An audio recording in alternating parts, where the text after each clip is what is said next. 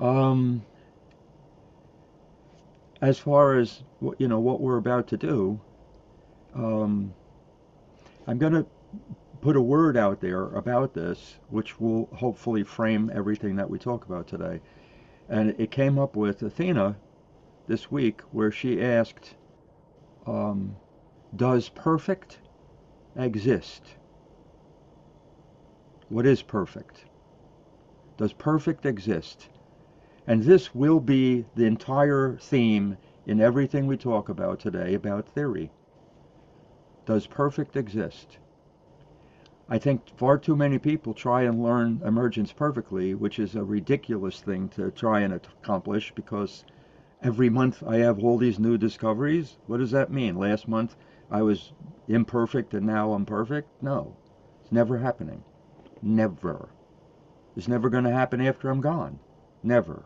I don't care how much people work, but this is something that is like a burden that people take on because when there's testing, there's a perfect answer. No, there's no. Only test that we have is being real. And in what places are we safe enough to do that? And what are some of the ways to do it? But this is each of us finds our own way. Perfect. So with that, I'm going to introduce the next imperfect teacher, Maria. You're on. The next anxiously, nervously, just gonna go crawl in bed teacher. Um, I don't think any of you know besides, well, Clarence probably, besides Sam and Steve, there's a lot of irony in me teaching this a decade later after first meeting Steve and hearing the theory, but not really hearing the theory, not really seeing its purpose, its use, its all the things. Um, and I was in the shower just before thinking about that. And I've been real fucking low um for a while, and I got so excited to teach you guys this, and having that Hmm. haven't felt like purpose or like meaning, and um yeah, I'm like watching myself 10 years ago laugh like, ah ha ha, this is gonna be, you're never gonna find this meaningful, and now I'm like here crying about it. But yeah, so my mind has gone so many places about, like, I've gone to the literal etymology of the word theory, and I've found some really cool stuff about that. I've gone to like even like to tell someone to make a left. It's like we need theory everywhere. Like, I need a yellow can of corn. It's a theory, like just to have any kind of language or Hmm. communication about fucking anything. Like, I'm a mom who has a kid. I have kids. Like, it's just it's kind of been profound for me. And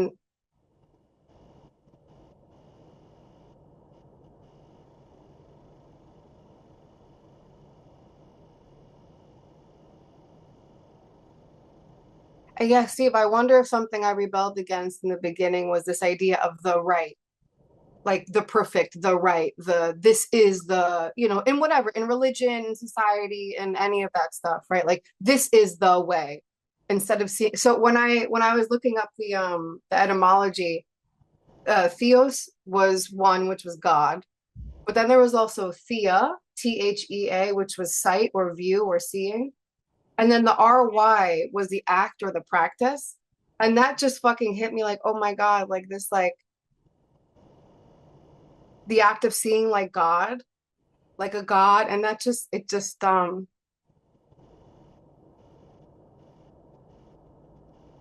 I have theory, I feel like I can like see from above. I feel like I can kind of like have a direction. I feel like I can kind of have a way out or to something rather than some kind of like chaotic, I don't know, fucking mud bath. I don't know. The Um, real world. fuck out of the real world. Um,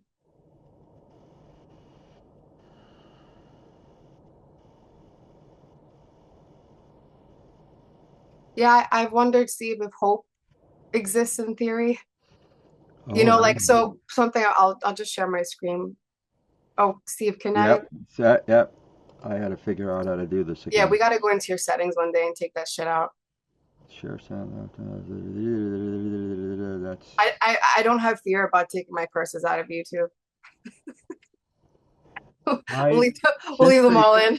since they changed this, this has been an abomination to me. Oh, wait, I can send you a request. Thank you. There you go. That's the easiest one. Better? Okay.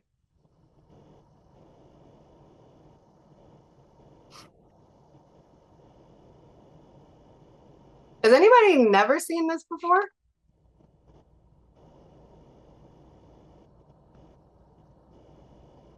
Okay. Um, I don't know why I can't. Oh, there we go. I can see you all now. So when I was doing this in my head, I'm thinking, okay, so if I take out my whole line of sight here, what do I lose? And I was thinking about I'm all I'm basically like I'm only ever in my fucking feelings or only just like looping in stories. This is just the only place that I fucking stay. And I was thinking about hope like as an idea. Like it's something that is like, okay, it's in this like theoretical world that one day it will change or I can be there or something, right? Um, so I'm curious if anything's happened to anybody just by me sharing the few things I've shared, just by showing half of the map this way. I'm curious where anybody is here in this scene. I'm watching you, Vern, shake your head a bunch. Maria, can I just ask a question to everyone? Yes, yeah. It would be a good thing right now if you asked yourself which half of the map is your normal way of being. Mm, The one that Maria is showing is the one where people focus on how to do things, like how to be a therapist or how to be, a daughter or how to be. But but it's deceptive when in some sense, um, because we don't separate that practical thing from the theoretical thing, how to be. Even what Maria started with is profound. Just saying the simplest thing, like I'm a mother, is a theoretical statement, you know. But anyway, so how many of you have favored theory, John, Jeremy, right? And how many of you have overwhelmingly favored practice, Sarah? Okay, but it is something to think about. Anyway, Maria. yes, John. That really hit me when you said, "Can hope exist in theory?" And then I was just thinking about this morning when I was taking a shower, and like for me, the feelings Wiseman is like that I'm so naturally guided so much by my feelings and what's changing in the moment. And Mm, at times, what brings me back to hope are the things that do exist in theory. Like this morning, I just the last month, I've just been suffering tremendously with like fucking I don't even know fucking autoimmune pain. I don't know what the fuck it is. Like I've been having all these pain sensors that have just been happening all over my body. I don't even want to be in my body and I love my body and it's just I've just been in this really painful ambivalence the last month. And mm, this morning I'm taking a shower and some pain that went away the last couple of days has come back. And I'm like, what the fuck? And I'm just trapped in these feelings. And then you're in a relationship right now. Like you own a home. Like like I started like going into all of these things that are like, that exist in relationship to theory. And so I was on the left side of the map. And what brought me hope was looking at the things that existed in theory. And I didn't Mm, realize that until you mm, said that. And I'm like, holy shit. I mean, like, and for me, I'm like, I wonder how much hope exists just in relationship to where I'm at and where I'm not. And mm, so, even, yeah, so like that, I was just trapped in feelings this morning, and going to facts and going to ideas was something that helped me kind of have the two that are one of what's going on. And so, yeah, that really affected me when you said that. mm. Yeah, that just reminds me of that song, "The sun will come out tomorrow." It's like we don't actually know that it's going to come out tomorrow in the real world, but in theory it will, and it's incredibly helpful. Like that's the reason that song feels so hopeful if you're suffering, you know. So yeah, I think it's definitely true. That's what the Mayans missed, Sam, when they killed people, because they killed people because they thought that they needed to kill people in order for the sun to come out tomorrow. Mm. Literally, their whole That's their brutal. That's a whole brutal. civilization. That's a They brutal needed that feedback loop. song. Anyway, Sarah. I was going to ask, what's the difference between theory and ideas? Because I think ideas is often linked to theory. Okay, let me. Can you say more about your question? Yeah, because so when you blocked half of it, initially I was like, oh, do I live on that side? Do I live in the theory side? And I said, all right, stories, I'm pretty like grounded in story world. Feelings, eh, that's probably a little bit more of a struggle in times, but I think I end up living in ideas and stories a good chunk of the time. Mm. So if theory are things that in essence can't be seen, could that be an idea? Okay, I don't know if I understand the question. And I know it might be can I hard. give it a shot, Maria? Yeah, yeah. Can you Okay, rephrase the question, Steve? If you know it? okay, okay. Sarah is saying that what's the relationship between theory and ideas? And the answer is simply this, that in all things, on the vertical axis of every map, the top is invisible, the bottom is visible. So there are always two kinds of the left and right side. So there are two kinds of theory and two kinds of real world truths. Two kinds. And they have in common, the theoretical side, that there are truths that don't change.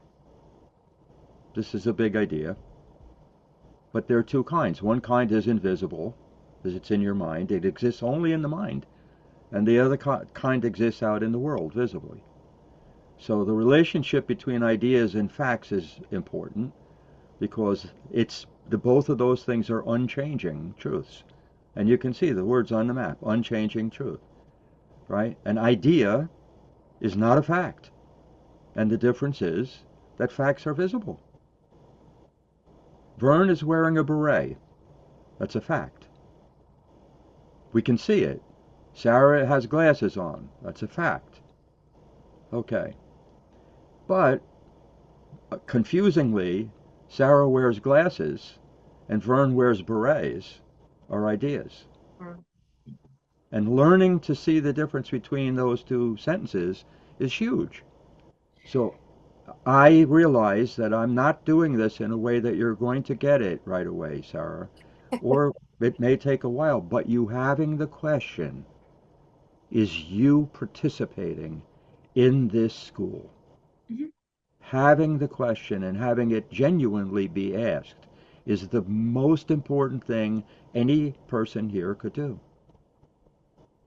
Anyway, let me shut up.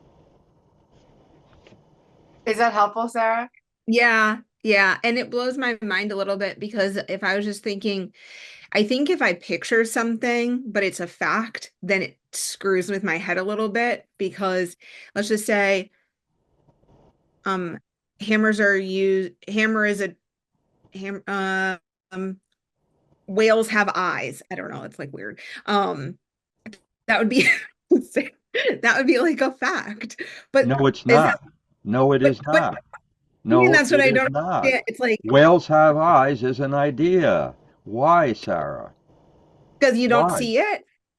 Whales have eyes. Can you see whales have eyes? No, but you can see that whale has eyes. You See, can't see whales have eyes. It's not a single thing. There's no picture. It's invisible. I I wonder, think Steve, I did this, I'm gonna pull up a different map for a second, Steve, because I took from your first, Okay. what the fuck? Hold on. I don't know why when, oh, okay. I took from your first book. You have the feelings, facts, stories, and ideas all kind of literally like all detailed out. And I put them Ooh. onto Ooh. no, but I That is the most dense theory of everything that I have ever written. okay, Because, well, I yeah, undensed it. I you undensed it. undensed it. Excellent. This was years ago, and there's a typo, and I'm calling myself out because I'm the editor, but Oh my God. I've been leaving it to not to have my spiritual experience of not being perfect. So, um, Sarah, I'll Ah. direct you here.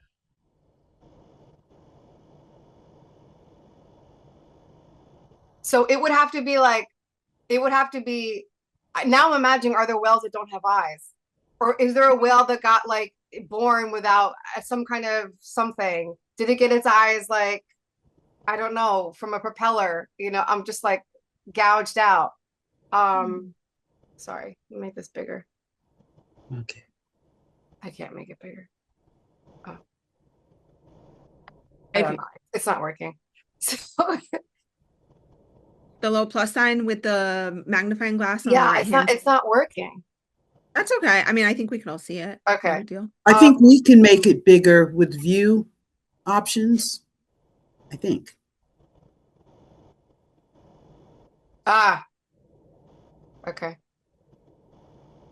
Oh, good. There you go. So Sarah, ideas, all whales in all places all have eyes. Seeing that one, I'm like, no, they don't. No.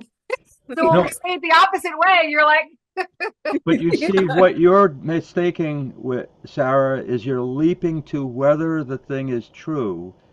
And all this map shows is what kind of information, and what form is the information. Yeah. Ideas are true in all places and all times. It doesn't mean that they're literally true. It But the means, frozen in time is helpful. Like, Maria, this is super helpful. oh, yeah. I love this. This is so old, but I remember one day going through the density of it. And I'm like, all right, I'm gonna take what are like snapshots here? I'm gonna put it right here because so many of my clients, when I'm teaching it, would be like, well, what do you? Not even understanding what a feeling is, so how can I even talk about it? Or not understanding an idea, and I'm talking and I'm teaching about it, but getting to the pieces of like, I just had another thought I'm shelving, but so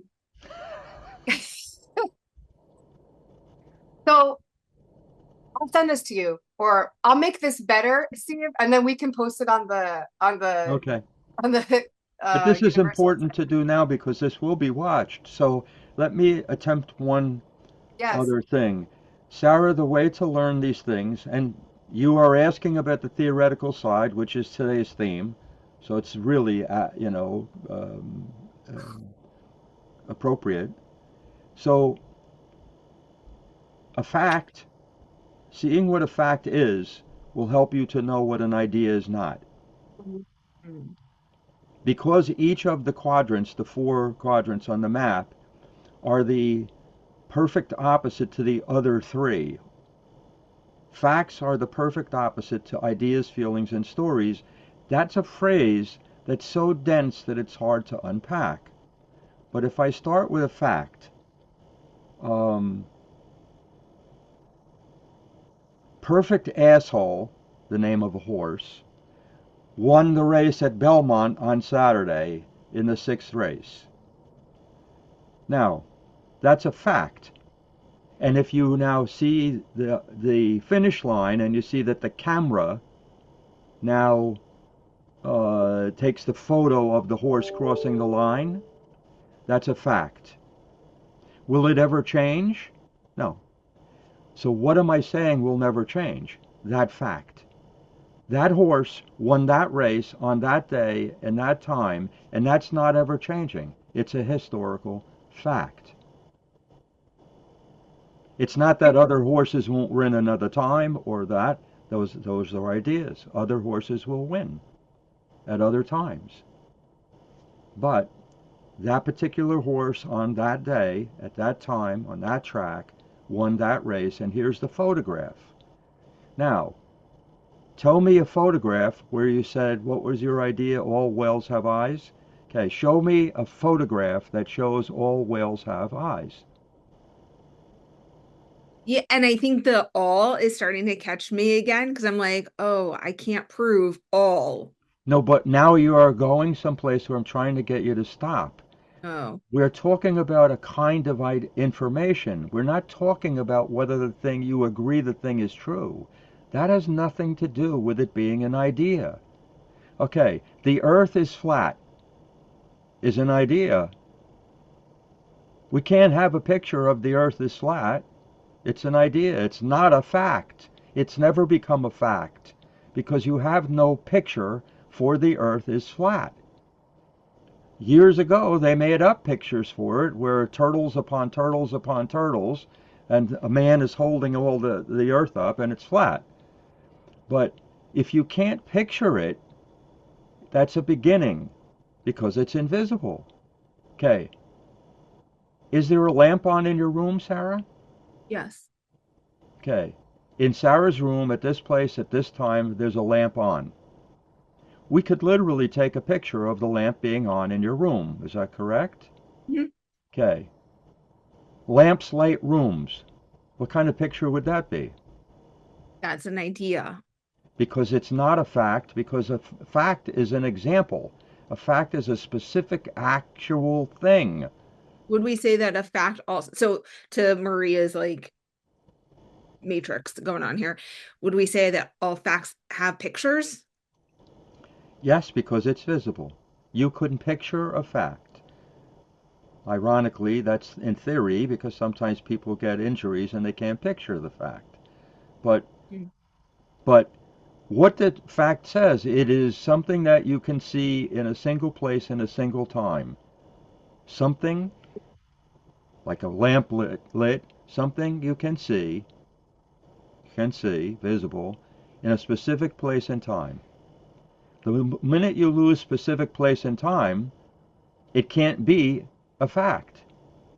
So if we say like 1 + 1 = 2, would that be an idea, even though it also feels like a fact? Can you see?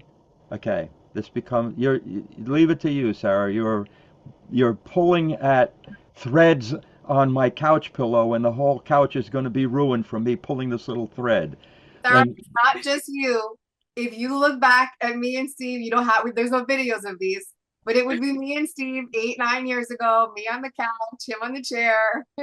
and that's correct. And can you see that Maria and I are both smiling, Sarah? That Yeah, this is not you being criticized. yeah. This line of questioning is important. This I think it's map, just hard yes, go because ahead. I want to get it, but it also feels like picking the threads off of couch. Like Okay, it and gets I am going to really, come back to today's word. Perfect. yeah, You are yeah. struggling because you're trying to have an immediately perfect understanding of this idea. It The doesn't frozen. exist in the real world, and your attempts to get it in the real world will always fail. Yeah, Sarah, Getting I would have to have it applied to every single thing and get it right always before I felt like I could build on that understanding. And having to let that go was like I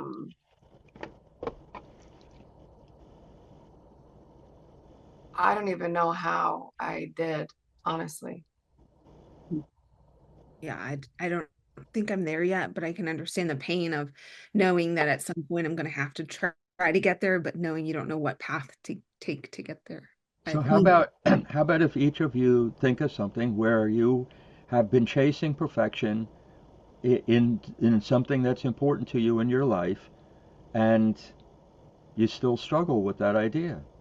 Anything at all? You're shaking your head, Vern. What do you chase? Perfection in intimate relationships. Oh, oh, oh, Meaning like there will be no suffering if you always get it right. oh, oh, Yes. that is brilliantly excellent. Yes. Oh, I can say that my autism, for most of my life, at least till I was probably in my 50s, that I chased perfection in language. Hmm. And so I criticized people if they misused a word. I did all manner of obnoxious shit, never realizing how obnoxious it was. But I chased perfection. And my ability to have imperfect statements is the only way I ever got to write any books. What kept me from writing books was I wanted to write the perfect way to talk about the thing, and that's ridiculous. There is no such thing. Maria? I'm so curious right now, Steve. You knowing where I have been the past like 5 weeks or so. Yes, I'm wondering if I'm saying it differently, but like the one truth, the one way to see this thing, that's right. and not being able, having have done so much work that I can see all the other ways and not being able to just land in that one thing. I'm wondering how much that's a piece of brief reactive psychosis, where I don't know, I just saw it in a different way in the way you were saying it right now. That We, it's this one theoretical truth to see it this way, and everyone would see it this way, and it is this is whatever. Um, absolutely. Well, what part of that is leakage then? Because I guess like No, okay. you're driving a hell that of a part right conversation. there. That was leakage. But what Vern said, like everybody, consider how many of us, all of us, have chased perfect relationships. Whether you think it or claim it or have, whatever, we all do that. And when we see some massive area of our relationships where we haven't noticed before how we haven't acknowledged it, or we've only seen one way, or you know we believe an expert before we believe our own inner expert. Like there's so many pieces of this, all of which are chasing perfection, all of us. I want to ask if anyone's like completely gone right now.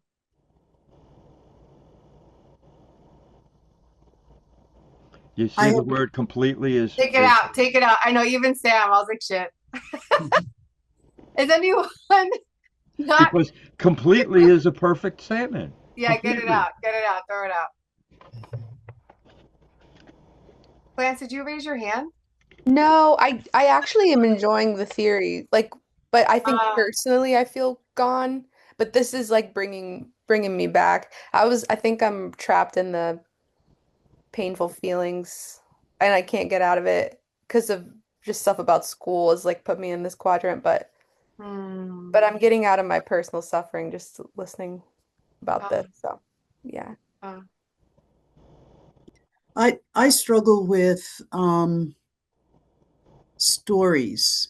Like I don't understand how stories are visible. Hmm. I'm thinking about the time we first got on together, Vern, and there's so many things I'm seeing in a physical frame connected to each other that it like so connects to the story of me and you immediately in my head. Like I can picture the struggle of the fucking light. I can't like get the shade and whatever's happening. And Steve, you told me something recently about your body and the smile will tell you that in a sense that it's true, but like true for you. And like right now, Vern, I'm looking at you like, did you just see a story about it without me even having to really teach you the technicality of it? Where it's something physical, right? You can actually, it's visible, you can see it, right?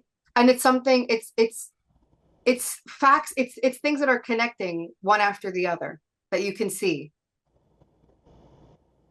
Does that make any more sense? It does. I guess the piece of truth is the issue. The word truth?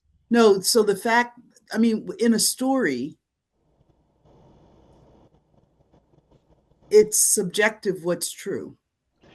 Vern, this Yes. this is the piece that Sarah's struggling with. So both of you, and this is really excellent that this is coming up because I take it for granted.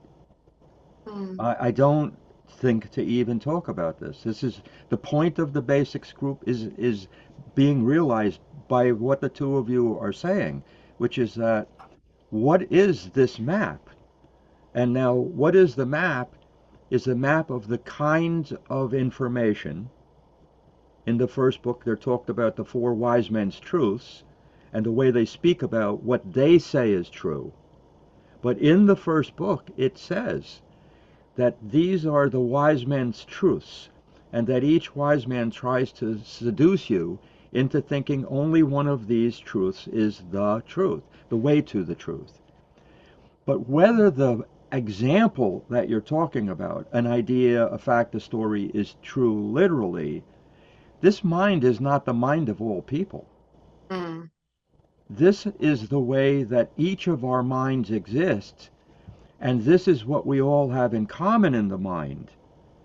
But we certainly don't have in common that there's some absolute truth and we all agree to it. I think that changes minute to minute, actually, if you're really, if you're alive, partly based on what you're focusing on or what the important topic is right now. But this is really important. This map is the map of the way minds map out the world. mm, It is not a map of the world. In one sense, in the book coming up, this is a map that shows the kinds of information that we use to construct a mental simulation of the world, our internal worldview.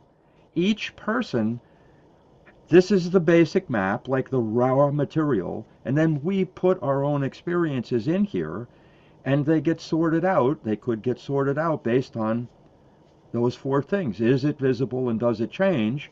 Those two questions result in four possible kinds of information.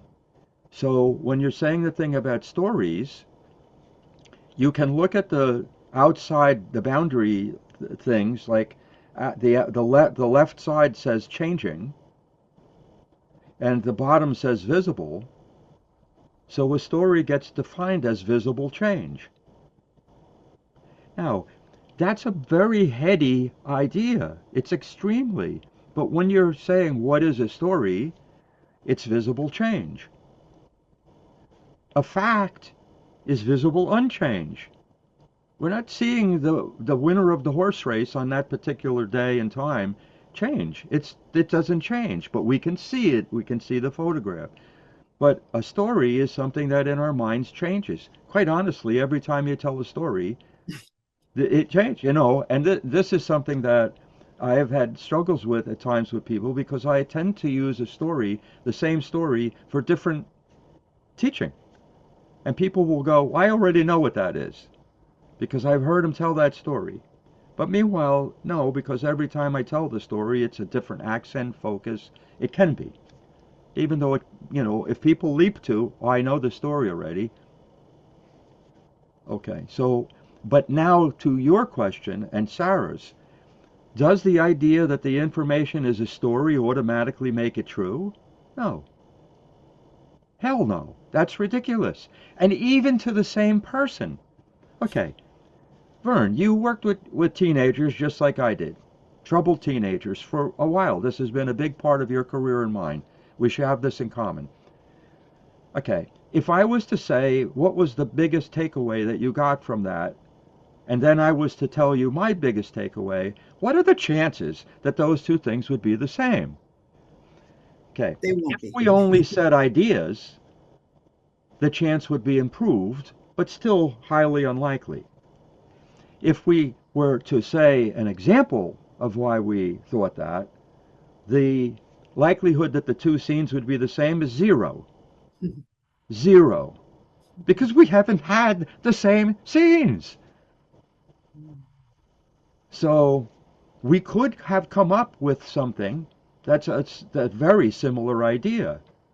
Like I could say, troubled teenagers are difficult. Now, would you agree is different than would that have been what you were going to say? Mhm. The likelihood of you saying the exact same words is zero. Mhm. But the likelihood that you and I, because we have extensive experience about this, that we could come up with ideas that generalized our experiences, that's high because we both had a lot of experience. Mhm. None of this says that what you saw or what I saw, what you say or I say, is true. At best, we're simply saying this is true to us, to ourselves. So the map is not about what is supposed to be in the grand Yes. sense true, Yes. ever, I ever. think that I don't want to say it broke my mind, but I think it like helped so much to put it back into perspective, or the perspective I didn't even know. Because it could be like it's a fact to me. It's not a fact to the world. Like, But Sarah, in adding to that, yes, that's true. But the problem, okay, I began this entire map thing with a single idea. The idea that I saw was that the word fact, no one agrees on the definition of a fact. I was shocked by this. A 1930s article, which wasn't translated into English until the 1950s, the title of it was The Genesis and Development, the Birth and Growth of a Scientific Fact. I went, what the fuck? Isn't a fact true? What do you mean? Facts get born. They didn't exist before? What about the idea that develops? What does develops mean? A fact develops? Like a photograph? What the fuck does that mean? So now I don't remember the guy who wrote the article in the 30s, but it appeared in the preface to Thomas Kuhn's book on revolutions, whatever, on scientific change, that came out in the 50s, and he said that he was influenced by this idea that nobody defines the word fact. Now, that's what made this map, ultimately. This map, and this map is now the grandmother of every map that came after that, started from the word fact. when you talk about Genesis and the development, it suddenly made me think about the a priori patterns, because I would think like, isn't an a priori pattern almost like a fact? No, it is Like, not. And this is one of those yeah. things. People use, and it's in the first book, the word fact interchangeably to refer to a fact or an idea. And they Hmm. take the idea of unchange and mistakenly believe that a thing you can't picture and a thing you can picture are the same kind of information. They're both unchanging. In theory, they're unchanging. This is what you need to see. In theory, lamps light rooms. Now, how can I say this is unchanging? Well, because if there are no lamps or no rooms left in the universe, does the idea of lamps light rooms still exist? Yes, it does. Yeah. Yes, it does. And is it true in theory? Yeah, if there are rooms and lamps. Yeah. And if they're on, yeah. But the idea that it is an idea, lamps light rooms, all places and all times. Lamps light rooms. Now, somebody could pick it apart. Maria would have done this 10 years ago and said, but lamps aren't only in rooms. That's true, Yeah, right? I'm getting even worse right now. I'm like, the lamp isn't fucking doing shit. It's the fucking light But bulb. but you're but here's the thing, Maria.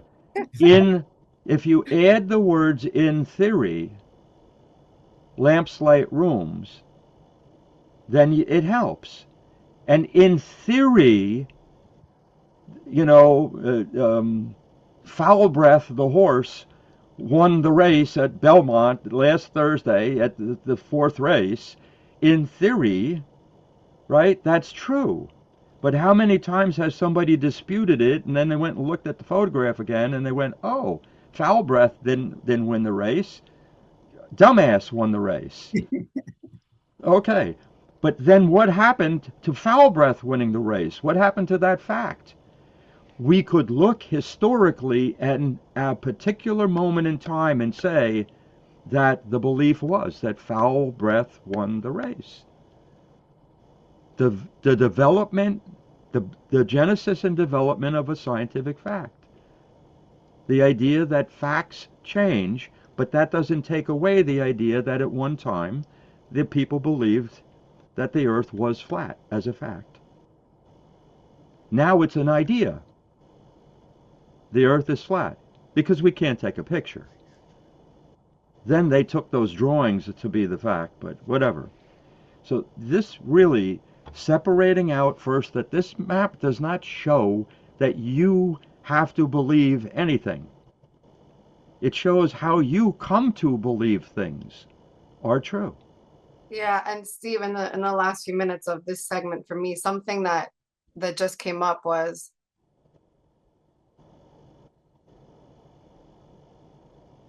if even one primary piece that you have from this, like a foundational thing, is that you can see where you are on this map, that you can Yes. map yourself. Like, forget about you.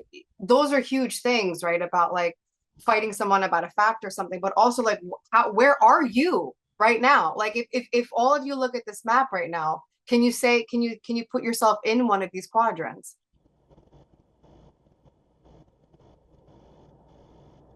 Like, John, I have no idea where you are. I'm in the fucking leakage right now. I'm constellating to like just so many different things about this. Yeah, I mean, yeah, like but yeah, especially like with the perfection thing, I'm like, my God, every time I'm in a story, I'm like, whether I'm sick or I'm hurt, or like over the last month, I've been trying to keep my theoretical understanding of who I am in my relationship. I'm trying to keep it the same in every piece of the story, Oh, and how that has created so much suffering trying to keep theory in the fucking real world, and it just doesn't, like, they're two separate things. And I it just made me realize how much suffering that, like, this kind of gave me like even more the theoretical understanding of what the fuck has been happening. And so no, that's yes, why I'm like looking at the map and going back and forth about yes. that. But I'm like, God, how much do I try and fucking keep theory in the real world in specific places where I it's that doesn't feel true, like when I'm, in the therapy room or whatever, that doesn't feel true. But in my own, like in my relationships and shit like that, especially my relationship, I suffer tremendously with that. And I'm like, what the fuck is that? So so those something to think about. I'm going to throw out an idea. Hopefully, Sarah and Vern will be able to see this as an idea. A, it's not visible, and I'm not giving an example per se, but the idea is this: all. You hear the word all? That tells you that it's on the right side of the map. All suffering comes from the lack of change, the belief in the lack of change. It's not even in the real world. When I first went to AA and I was suffering terribly and suicidal horribly every day, my sponsor would say to me on a day where I had no way out, he'd say, you can't even keep feeling like that if you try. And that blew my mind. That's a good one. So it's been mentioned by several people already that thinking about the opposite side of something gets you out of the suffering. That's important. And John, you said it well because you said it became a two-letter one when you began to think about this. Right. If you have symptoms, in theory, you're fucked. That is it. Right? If you have an argument in your relationship, it's doomed. These are ideas because I'm not saying a specific place and time, but these ideas cause horrible pain. Right now, Clancy, you're suffering from some horrible pain about school, and it's no doubt an idea. The idea may have been sparked by a fact, an actual event, but the pain lives in the idea mostly. You know, ideas are our judgments against ourselves. I'll never get this is an idea. There's no fucking way that you never get any part of the thing you're struggling to get, but there is no way to get it all. So if you decide, define getting it as knowing it all, well, you're fucked. You're not doing that. It's never happening. Right. So even taking somebody else's ideas, this is important that this map is not the mind of God or something, right? If you believe that you're never going to um, get what they're teaching you in school, that may be true. So what? So what? Does that mean that you can no longer eat your favorite pie or like, smile at looking at a baby's face? No, it doesn't mean that at all. But boy, when we go there, it means that. It means nothing good will ever happen again, or we are doomed, life is over, should just give up. I regularly and frequently feel that. Anyway, Maria, sorry to take up so much time. Um,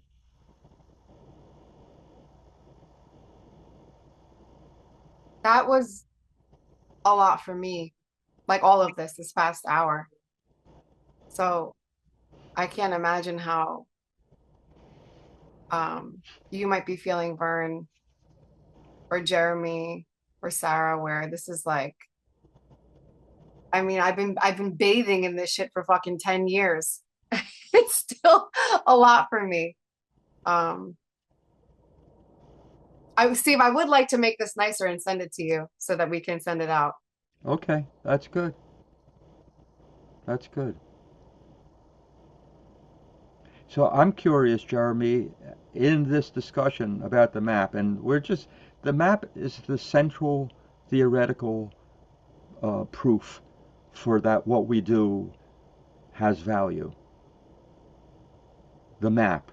And that map is the original map, and every other map simply changes the words around it to a smaller version.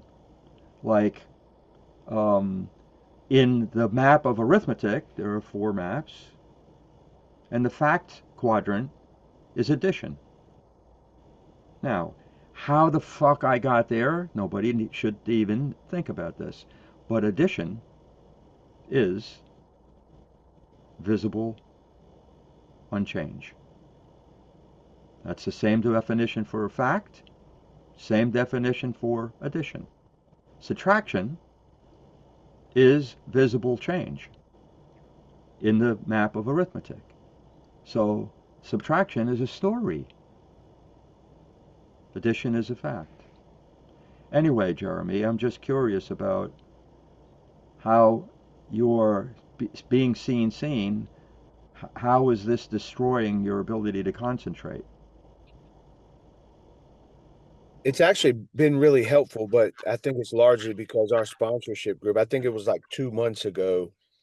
Um, I mean, I had told John, I was like, let's just talk about the map. And we kept that going for weeks and weeks. So this is, building on that pre-learning. And it was and I'm grateful that Maria brought this map up because this actually added to my pre-learning of looking at it, the other version of it, especially the all thing. And just a lot of it was the aha I had was like how much time I spend going back and forth from feelings, ideas, feelings, ideas, feelings, ideas. Um, yeah, the all thing was helpful. It actually like doesn't feel that good how much time I spend in ideas just to see that. Um, Ah, yeah, that's mildly painful. Um, yeah. Mm. The first book, the last chapter in the first book, which is the book about this map, how it came into being and so on. The last chapter is, I think, 13 or 15 cases in which I used the wise men's game, which is a game to determine which of the wise men you favor and which one you ignore and think it's bullshit. And the sequence of the game and how the game changed a life. So to realize what type of information that you favor, Jeremy, is life changing. What you just brought up is absolutely life changing for all people, and it's also helpful when you're working with somebody who's having like an existential crisis, because in an existential crisis you'll be favoring one kind of information and the other ones won't even exist.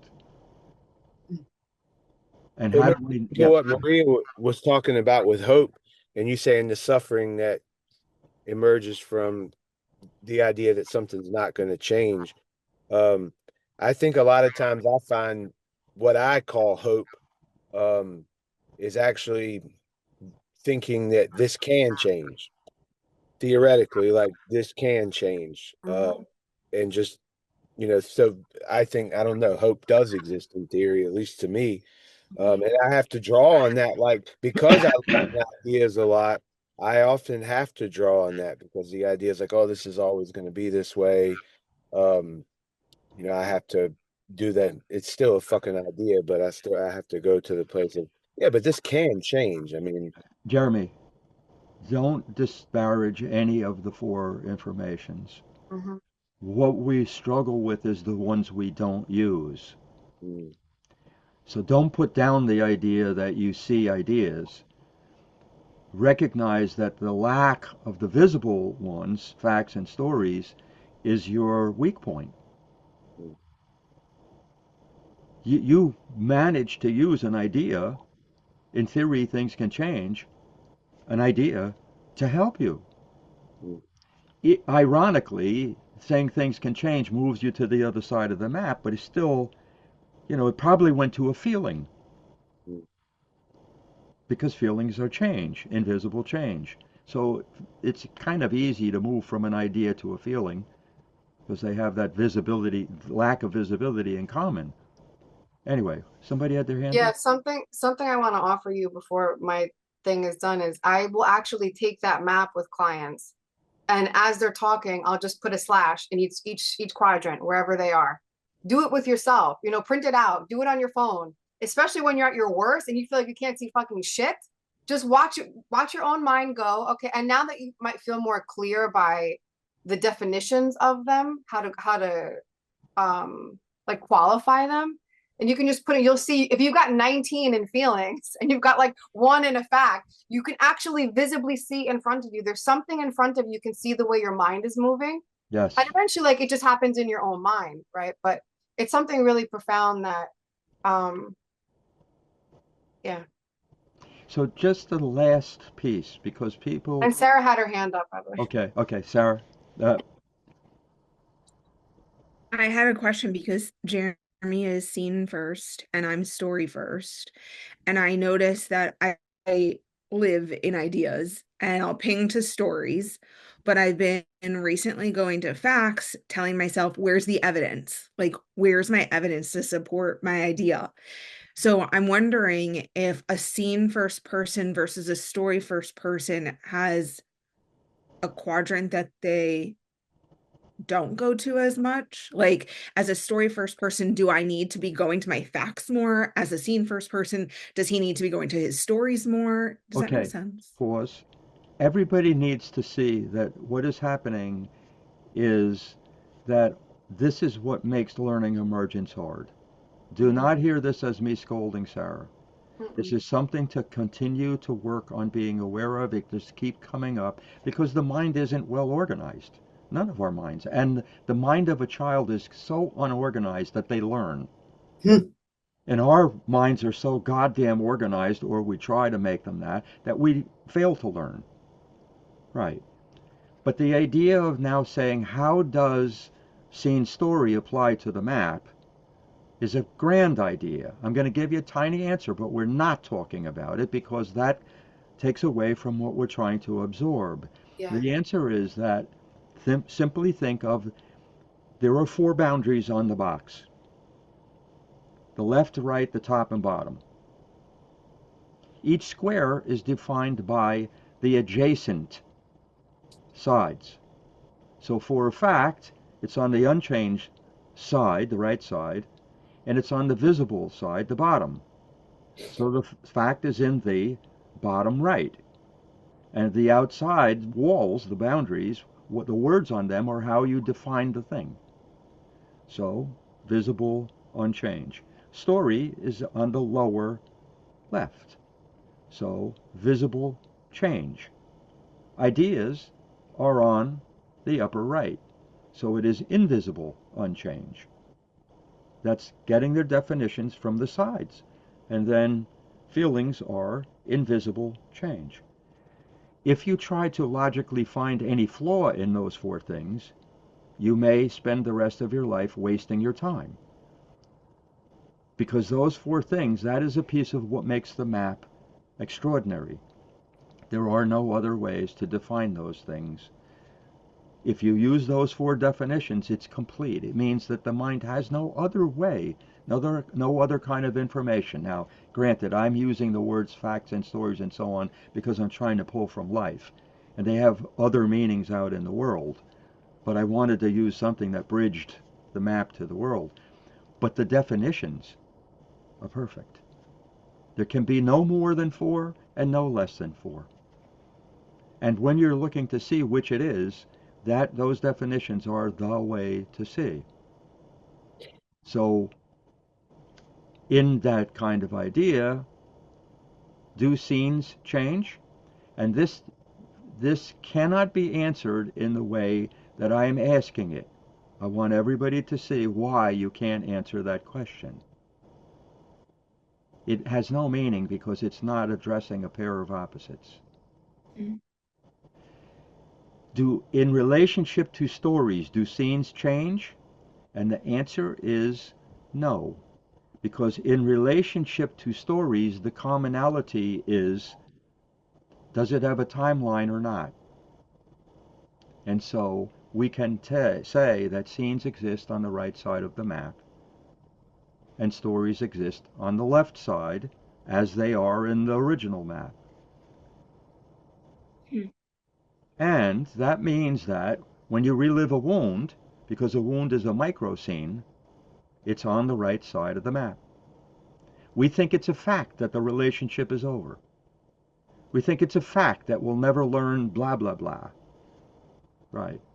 No coincidence that in the learning map on the lower right, either it's a fact that the person already knows it all, or a fact or enough, or a fact that they'll never learn it. Those are in the fact quadrant in the learning circle. Unchanging. Right. So anyway, it's important to see the whole thing and add the final thing is that, Jeremy, I think that you're giving an example, a brilliantly good example, of the value of pre-learning, which can't occur if you think you already know. To the degree you think you already know where it's going, not something about it, where it's going, you don't pre-learn. Listen, if we hadn't have been talking about that over the last couple of months as frequently as we have, I'd have been cooked today. Okay, I want to refine that idea Okay. and say, if you hadn't been looking at this and doing the work and being invested, right? If you hadn't, then you would have been more cooked than you are already. Fair enough. Yeah. Okay, Sam. Okay. I'm a little cooked actually. That was a lot, even for me with all my pre-learning. Um, Just pause. Vern, take that in. This is Sam. Sam has been Sam and Maria have been with me over a decade learning this stuff. Sam was cooked by what got said today. That's the It mind. was. That's the mind of a person who really understands that we can't get this perfectly. Yeah. Yeah. So speaking of 10 years ago, I'm gonna go to a story about that Steve from an idea Steve taught me more than 10 years ago, I think. Um the idea of, I mean, the topic today's theory, obviously. It's so funny. I think I texted Maria this morning, what's the topic? And she said, why do we need theory? And in my head, I thought, like, that's like asking, why do you need me? Why do you need Sam in your life? Because I'm so theoretical. And I know the benefits of theory really well. But I think the most important thing is to just recognize when something is theory itself. And that is so fucking important. If you don't know when it's theory and when it's the real world, you're going to be in trouble, not just with other people, but with yourself. You could be in real trouble. So I'm going to bring up a really fundamental idea.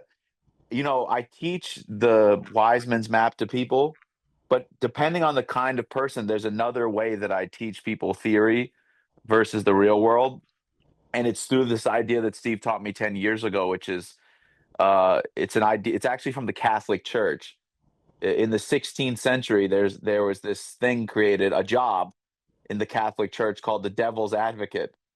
That was a job title. There's also God's Advocate, and it's related to someone being canonized in sainthood.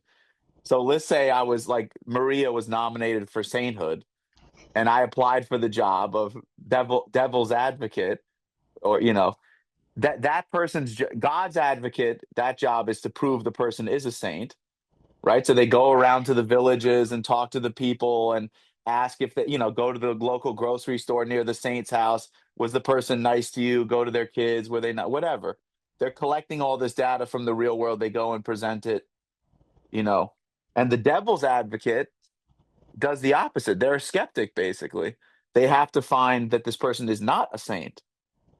So if I'm literally in my mind, I'm imagining if I was a devil's advocate, if that was my job, I would, of course, to start with the real world. I would go to the same town.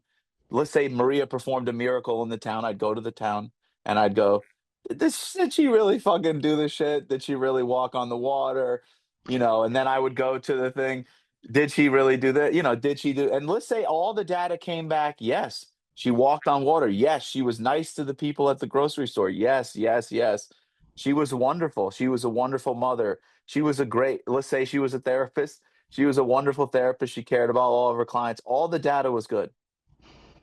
So I've exhausted. Now, if I was a really, really nefarious devil's advocate and I went through the real world, and what I would do is I would go to the theoretical world. And this is where it becomes deadly, because I could begin to say theoretical things like, she did all of that for pride.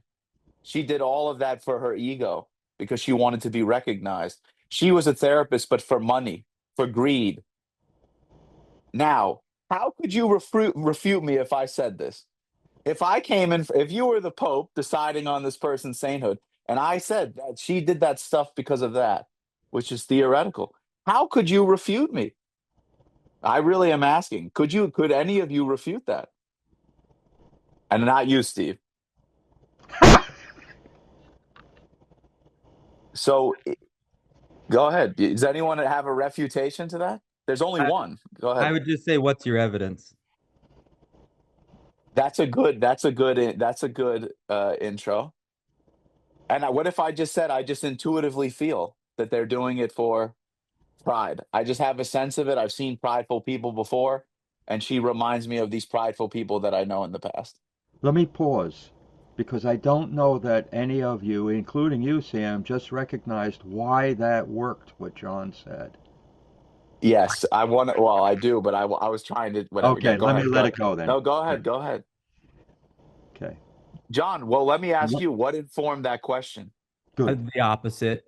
You were in theory, and I was trying to bring you back to the real world. That's That's exactly right. Yes, And that's and good, this is John. the way out Yes. of suffering. To But there's ask the one opposite. Yeah.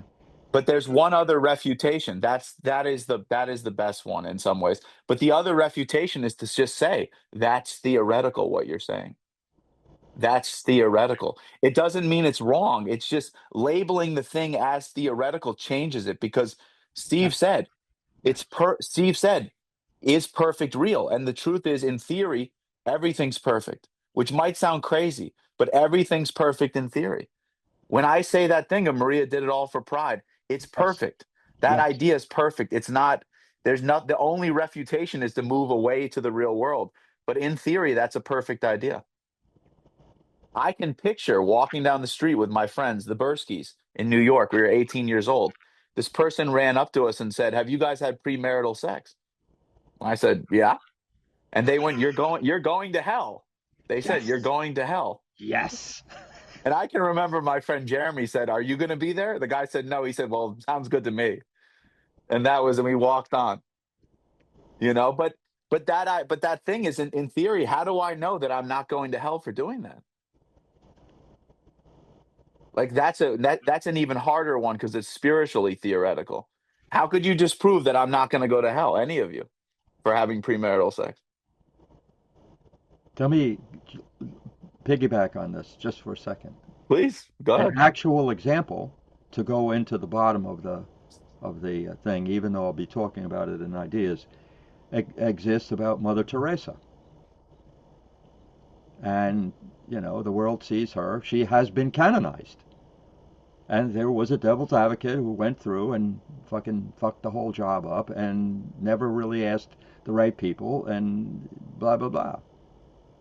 Now, I don't pretend to know the politics behind that, but some years ago, over 20 for sure, I was at a men's workshop weekend, and there was a former priest there, and he had left the priesthood, but he was also on the talk circuit, and at times was experienced Mother Teresa as a person. And I somehow brought up something about her being a saint, and he immediately reacted to this in a calm way, but he said, "Did you know her?" I went, "No." He said, "I did." And this is literally what he said. He said she was a fucking bitch. Now, I immediately took issue because I stupidly believe in saints then.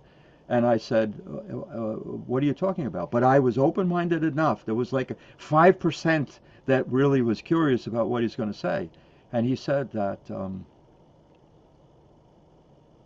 "Do you realize that she is canonized in part because of her work with mothers and children who were poor in parts of India?" And I said, "Yes." And he said, "Do you know the price that those women had to pay in order to get the food?" I said, "No, I didn't even know that." She said they had to become Catholic. If they wouldn't become Catholic, the mother and children could die, as far as she was concerned. Now, this is not coming from anything public. This is only coming from one ex-priest who knew her personally. So I can't vouch for the truth of this or not, but it doesn't sound like something someone would make up. I can't know for sure, but it means that I have a real world experience of Mother Teresa, because it doesn't mean that she didn't help a shitload of poor mothers with children. It doesn't. But it does mean that that particular thing probably led to a number of poor families being unable to be helped by her. Her choice. So anyway, devil's advocate. Here I am. No, I mean, yeah, that's it. But I mean that I'm most interested in that pattern related to people in their relationship with themselves. I mean, how many times do you guys devil's advocate yourself with theory? I should have tried harder. I should have knew that. These are all theoretical things. All the people are using theory to against themselves all the time. Probably half of the things, if not more, that you just kill yourself with are theoretical. They're completely fucking theoretical, you know? Like if I didn't like the way this went today, I could imagine just torturing myself. Why didn't you prepare? You should have asked for the topic days ago. Like this is just so torturous. Absolutely torture. Meanwhile, I can't imagine it you doing better than you are right now, Sam. I'm serious. It's brilliant. That's funny. Bob, I'm of course thinking about you. Can you think of a theoretical thing you're torturing yourself with right now? Yes. Yes, I can. Would you Um, like to say that thing? Would you like to it's say that thing in the complicated. real world? I would like to, but I'm afraid I can't condense it in a way that's like not going to take me 30 minutes, you know. Theoretically, you can't say it well enough. Exactly.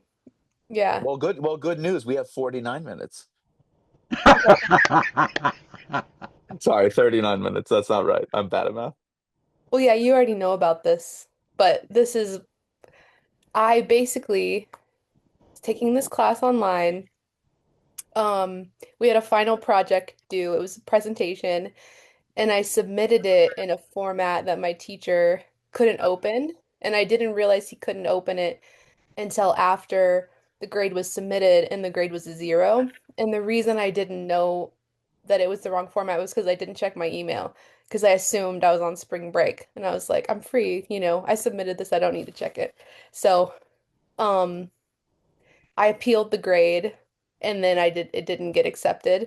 And so I have a 0 for that presentation. And theoretically, I'm like, I should have Wait, checked. Bob, can you Sorry. pause for a second? Yeah. Can you close your eyes? Okay. Can you picture anyone's reaction to that story in this No. group in the real world? I'm Okay. not looking. Yeah. Do you have a theoretical reaction people are having in your head to that what you just said? Yeah, I'm always just assuming people are waiting for me to be done. But that's coming from an injury. Yeah. Oh, Which is why I'm prefacing like, oh, I don't know if I can say this in a way that will keep people's interest. Like I want it to immediately be over, you know? Can I say my reaction yes. Yes. right now? Yes. My reaction is that I should shut up and let you talk. But the minute that you said that to me, I felt like going online and berating the school in a public way so the motherfuckers never do this to anybody again. I am angry that they did this to you. That's my reaction, Clancy. Yeah. That's not false. It's Hmm. completely and utterly not the way a school should operate, and yet schools that are excessively theoretical and realize religion is a theory, spirituality is real world. Hmm. So they're not teaching you spirituality when they do that kind of thing to you. And this hypocrisy kind of thing makes me crazed. Anyway, Yeah. Thanks, Steve. Oh, I mean, I think the same thing. My mind literally pictures, because this is a Christian call, literally pictures Jesus Christ. And I picture that he's sitting and they're going, okay, she sent in the wrong format. What do you think? And what do you think he's going to say? 0, for sure, 0. What do you think this guy would say? What does it say in the syllabus? I mean, what do you think? It's just that, but again, theoretical versus the real world. Like, yeah, yeah. Bob, do you have any curiosity how anyone was reacting to your story?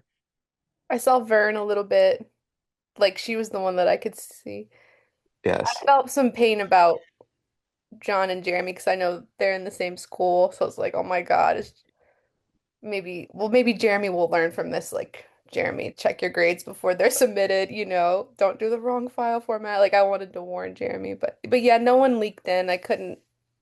I'm just in a bad way, so my wounds are like guiding my ship a little bit more than they normally would. But take the word leakage the way that you said it and realize that here's the event. It's factual. It's a fact. At a certain place, a certain time, you got told it's still a 0. That's a fact. yeah. That's not going to change. So the piece to try and change is not that it occurred. It's a fact. It occurred. The piece to try and realize is where's the leakage coming from? The leakage is largely coming from other times where people rejected you. Mm, And God knows yeah. we all have an ocean of leakage about rejection forever, from childhood to the present moment. And you are worried about rejection as you speak, like that people will find fault or they won't be sympathetic, whatever the form, right? And yeah, I'm like, oh, yeah, I just had leakage. Thank you for that. Yeah. Because I can't, I'm having the hardest time doing my assignments now, and I'm feeling like I can't even read a rubric. Like I don't even know how to do another school assignment, and that's causing me a lot of pain too. And I'm wondering how this appeal thing has contributed to me now feeling like I can't even continue, you know.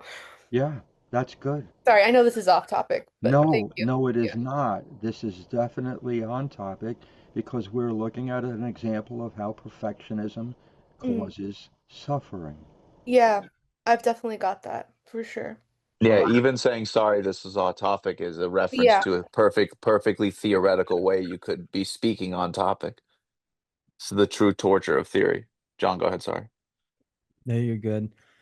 Yeah, I relate, Clancy. I mean, like especially with this institution, I mean, I get trapped in theory almost every single time I go to submit something. I'm almost certain every single time something's going to be submitted back. You plagiarize something, you didn't do something right. And it's like, I have turned in a million things to this institution. And maybe that's happened once or twice, but I still have that theoretical thing. Like I literally will write a paper like very much so ahead, and I I'm almost I usually will wait like a day or two to turn it in to work, like like I can't I can't take doing all this work and then immediately submitting it and receiving back something like that. Yeah, So I'm exactly like that, John. Like to the T. Yeah. I feel the But theory thing. and can you see how that literally fits the map? All times, all places. When you're in a theoretical point, it's every paper, every sentence, every submission. It's fucking torture. You can't. There's no differentiation. Like the real world would be, is this teacher nicer than that? You mean that stuff is all gone when you're in theory? Everything's fucking gone. Mm. so I'm going to, this is, please see that I'm emotional as I'm saying this, Clancy. It's not said just in theory, but I am going to say a few ideas and a story about what happened to you. I didn't go to college till I was 40. I thought everybody who went to college was an arrogant asshole. What a thought that was. Think about how that impaired my life. That was a cover up for I was poor and I couldn't go to college. So I had to have an explanation for why I didn't go. And it couldn't be that I was poor. Within the early years that I went to school, I finished the 6 years of college in 3 years and 3 months. 6 years. That includes the 2 full-time years in my master's. And in my master's, in the entire time, up to the second year of my master's and a single class, I had gotten A's. And I deserved them because I would always overwork because, like, you and John, so, trying to do like above and beyond is just a part of who I am. Chasing perfectionism, that was me. Absolutely. And I was in a Christian school, college, Fordham. And it was very Christian. Not quite as bad as Liberty, but it's up there. And in my last year, for a single class sequence, a 2 semester class on practice, a new person was a professor. She had never taught before in college, and she didn't like me. Now, I didn't know that in the first of the 2 semesters. I didn't know. And I participated in class a lot. And when I got my grade, just before the holidays that year, I got a B. The self-hate in me for getting a B, I cannot even describe. I had not gotten less than an A in all that I had done up to college at that point. When I was younger, I got B's and I didn't care, but I had come to care about how well I did in school, to value it, and I felt crushed. Now, I that holiday, that 4 months off, I just killed myself, just like you, Clancy. I felt I should quit. Like, what is wrong with me? I've been faking it this whole time. I didn't deserve any of those A's. This is who I really am. And I sat, like, in the minutes before the second half of that, second semester started with that same professor. There were a few people there that I was sitting with, and they said, so what did you get? Exchanging grades. And I said, I got a B. And they obviously saw how pained I was.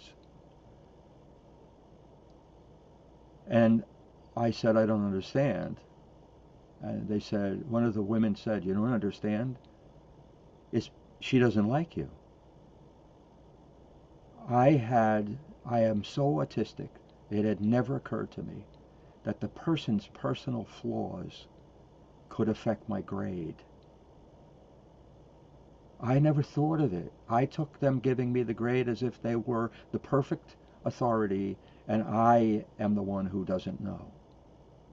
And I know that's true in your case, Clancy. I know that's true. Now I want to say something about this. In hindsight now, it's many years later,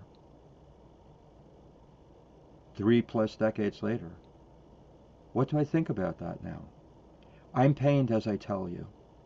It gives me the ability to be empathetic to you. It immediately gets me to be able to feel what it must be like for you. I'm welling up. But at the same time, my ability to write anything changed because I began to realize that I was chasing something that wasn't possible. I'm working on my 6th book.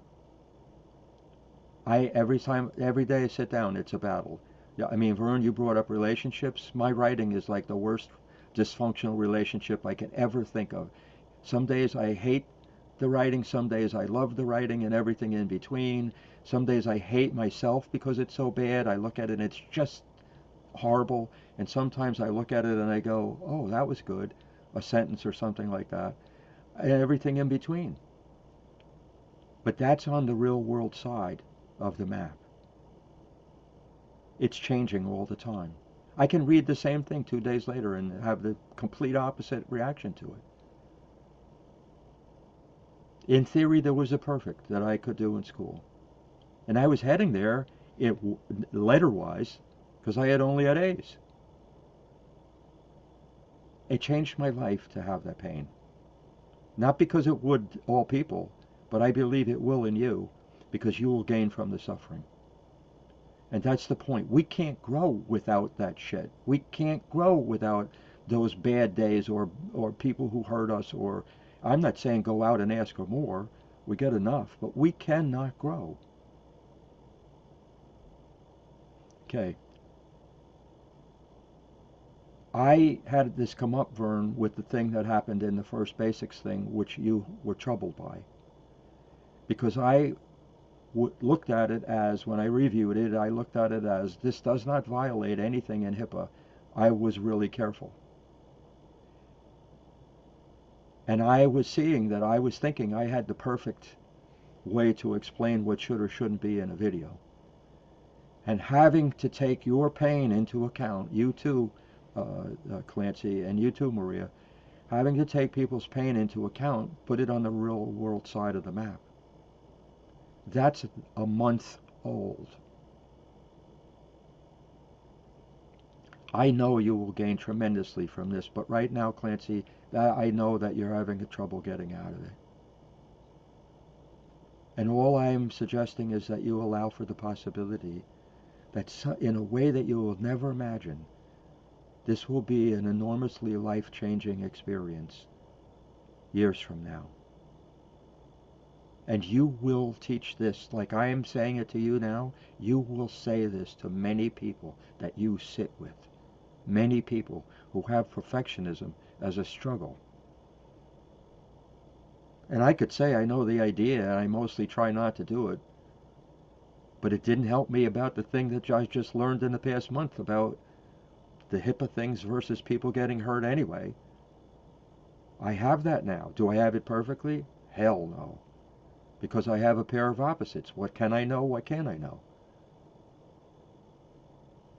Yeah. Anyway, Sam, sorry for. Oh no, not at all. I was enjoying that. I was thinking of a side experiment while you were talking. I was like, I don't know if anyone can say the word perfect or perfectionism without Sarah nodding her head. I don't know if there's a deeper, I don't know if there's a word that Sarah is more at play with than that word. I was like, Sarah, I mean, I imagine you relating to this topic beyond anything. Oh yeah. Of this torturing with theory. That's like almost every 5 minutes of your life, right? I think the last hour with Maria really helped me to see how the ideas quadrant is like my life in many ways. Yeah. Yeah. And so I see like Clancy, how I've gone through work experiences where similar things have impacted me in such a what feels like a detrimental and forever way. And I can't say that I'm grateful for the experience, but I know that, yeah, my pain is definitely going to be able to help somebody in the future. Yeah. And Clancy, I wanted to say, of all the people I've met on here, you are the most, when you started to talk, I wanted to listen because it appears to me that you only speak when you have something, I don't know, I just value what you say. And so the thought that you had that, people just want me to hurry up and say what I want to say, I felt such sadness because I want to hear what you have to say. Um, so I just wanted to, I don't know, I just wanted you to know that. Thanks, Vern. Thank you. Mm-hmm. So now I will ask a question. What can you tell about Vern, her as a person, from her what she just said? What can you tell with reasonable certainty? I mean, that she's either been like Clancy or is like Clancy still. That's correct. That's the point. We know people, the way that the world says we know people is personality tests, stupid questions, like all whatever, nonsense. All of them ideas. But the way you know somebody is you see their empathy. Yeah, that's the only measurement I was using. It wasn't like anything there. It's just like Vern's overflowing with empathy. I mean, I was watching Vern's face when Clancy was just talking, especially when she talked about like referencing that she was didn't see anyone's face and was just referencing some theoretical. Vern seemed really pained. Hmm. Yeah, Vern, of course, I'm curious about you, like perfect and intimate relationships. I feel like that goal is like that is beyond, So I'm curious, how do you use theory to get, is there a way that you notice you'll come after yourself with theory in that context? Yeah, when Jeremy was talking about ideas and feelings, I know I'm so stuck in ideas and feelings. And what confused me is because being at this point thinking I'm body first, I didn't understand how body first you could be in your thoughts and your ideas and your feelings. Um, but yeah, I just fuck up intimate relationships, my intimate relationships so much. And it's a beautiful thing because that's the area that I'm growing the most Mm-hmm. because I fuck it up the most, Mm-hmm. and emergence is helping me so, so, so, so much. Um, I've done cycles of 3 um, with myself, and uh, there's so many things I'm becoming more and more aware of. Um, so yeah, and I today realized that that's the area of perfection that I try to be. I do it at work too, but I'm so bad at work, which is good. It's a good thing. This past week I was all fucked up, but realizing I'm not perfect and I'm gonna fuck it up, and um, I can embrace that, and learning a little bit about my patterns. I can embrace my patterns, and I'm starting to, you know, um, and learning a little bit about my wife's patterns helps me to accept her patterns. The little bit I know. um, yeah. So yeah, I'm just trying to not memorize it and just be with it, Mm. you know. Mm. And that image of the coin being up in the air is the way we learn. Just trying to be gentle with myself in that way. Mm. Let me answer the question that you raised, Vern, because it's really important, and not to speak past your what you just shared is really meaningful. You asked, in some sense, how does being body first end up um, being that the two informations that you have are on the mind side of the map, which is a really excellent question. Really excellent. The answer is this: the map of the mind is the four raw kinds of ways that we treat information. But it is only the mind's view of things. It is the mind's view of the mind and the mind's view of the body. This is the words themselves. Oh my God, it's already like, but said a little bit simpler. A body first person has a different way of acquiring ideas than a mind first person. But the ideas are still ideas. A body first person has a different way of acquiring facts than a mind first person. But they're both still facts. Mm. It is your body or your mind that's acquiring mostly one or most of the other based on the speed at which you're trying to take it in. So if I talk this quickly, body first people are going to go fuck off. But now look at what happened when I said fuck off. Vern, your body reacted. Your body heard that. Your body felt the humor. It wasn't an intellectual, fuck off. It was a body first experience of the information coming in. Somebody else like Sarah might have heard it as the ideas like fuck off. Like her body wouldn't have reacted, her mind would have reacted. Mm. Same information. The sentence I said. Two different ways of acquiring the information, which then causes what you experience of it to be a different experience. But the same information can be experienced the two ways. Mm. Hopefully that's helpful. Mm-hmm. Sam, Thank you. you're welcome. Yeah, I don't know if I knew any of that. It's interesting when you're teaching, but then somebody says, it's like, I go, it's really hard to come back when you hear an idea like that, for me, like, what the fuck was I even talking about? And Uh, Sam, this is one of the things that we in this school struggle with because everything connects to everything. It's a huge idea, but when Vern is saying, but I think I'm body first, and how does this apply? Why do I have, like Jeremy, ideas and feelings?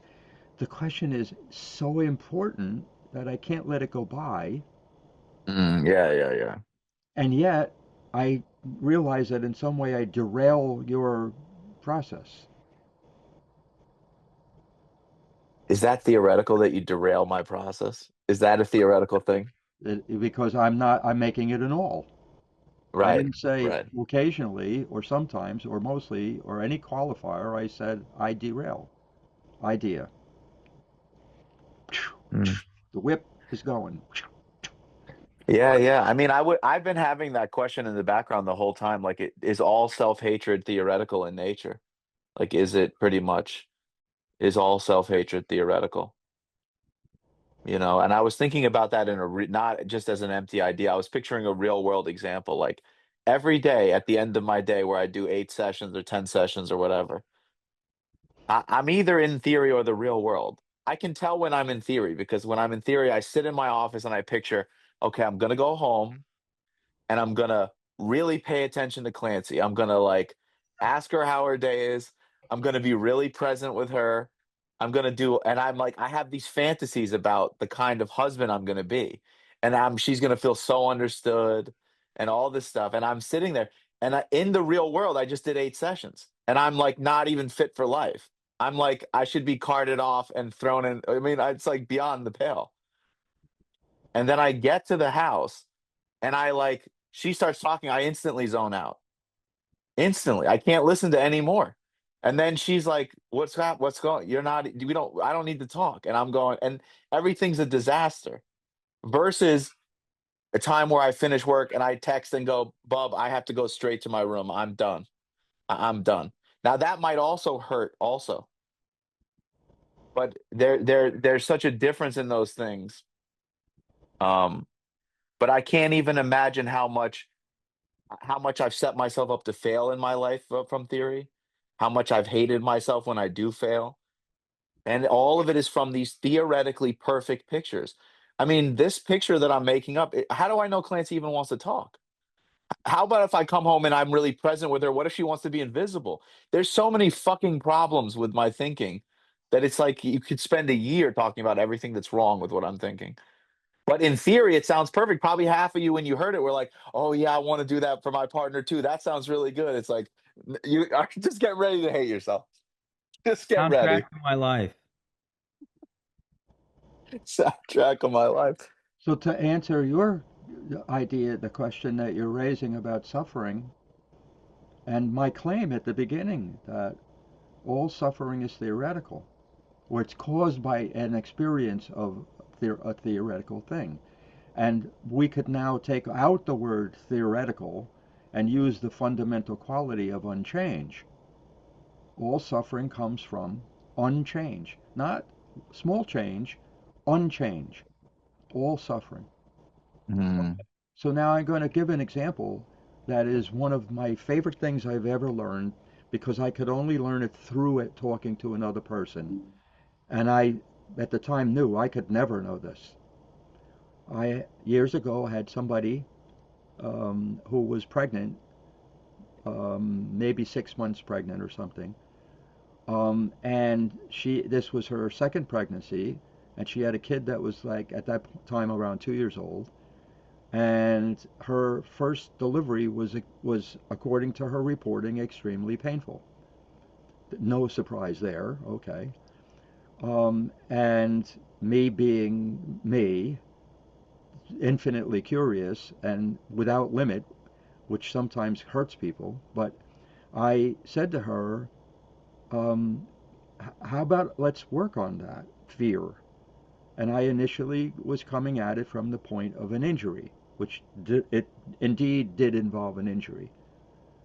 Um, so I did all manner of things with her about body positions that she'd be delivering in, and did I had her lay down on the floor with her legs in this position in my office to try and see is there something unrelated to childbirth that the laying down is affecting, like all these other things. And ultimately, however this came to me, my dead relatives probably put it in my head, it wasn't me. But however I came to it, I came to something that exactly is about this thing about suffering being unchanged. And the thing that I came to had to do with the fetal monitor. Now, for anybody who doesn't know what it's monitoring, in some sense, it's monitoring pain because it's monitoring blood pressure and blah, blah, blah. Right. So when you are really bracing for pain, your blood pressure goes through the roof. So it's a measurement that's understandable. And it's a monitor, meaning that it is taking the pain, which is in itself invisible, pain is invisible, and it is making it a visual analogy on a screen. And on the screen, no coincidence that it's like this, the person's pain goes from the midline, normal, like being alive, and it goes up and it shoots all the way to the top, at which point, when it's at its peak, 1 instant later, it falls to nothing and then comes back up to normal. Exactly the P curve that's described in Emergence. Now, why is that important? That's theoretical. It's just a drawing. Well, because I got this woman to watch the fetal monitor during her contractions. What did that do? Well, for one thing, it said that the peak suffering only was there for 1 instant. And the next instant from the peak suffering was the fall to no suffering. Okay. Now, I have a vivid memory of her calling me hours after giving birth to that second child. And the first sentence that she said on the phone call was, "I can't believe it. It didn't hurt." Now, obviously, she wasn't saying there was zero pain. But it tells you how much of the pain is caused by the mind's expectation of the suffering and how much of it is the literal body. And because she could chart it out, she could see where she was in the pain at all times. And she said, "I can't believe it. It didn't hurt." Now, of course, this is relative to the first time. But think about what I'm saying. You see, because she had experienced childbirth as an unchanging pain. And it's not. It can't be. It's not. It's not the nature of human beings. It couldn't even be that if she tried to make it that. And what am I saying? That the pain changes during childbirth. It's on the left side of the map, not the right side. But if you have an injury, like she did from the first childbirth, you can experience it on the right side of the map, as if the pain is a fact and an idea and it's unchanging. Anyway, did I derail you again, Sam?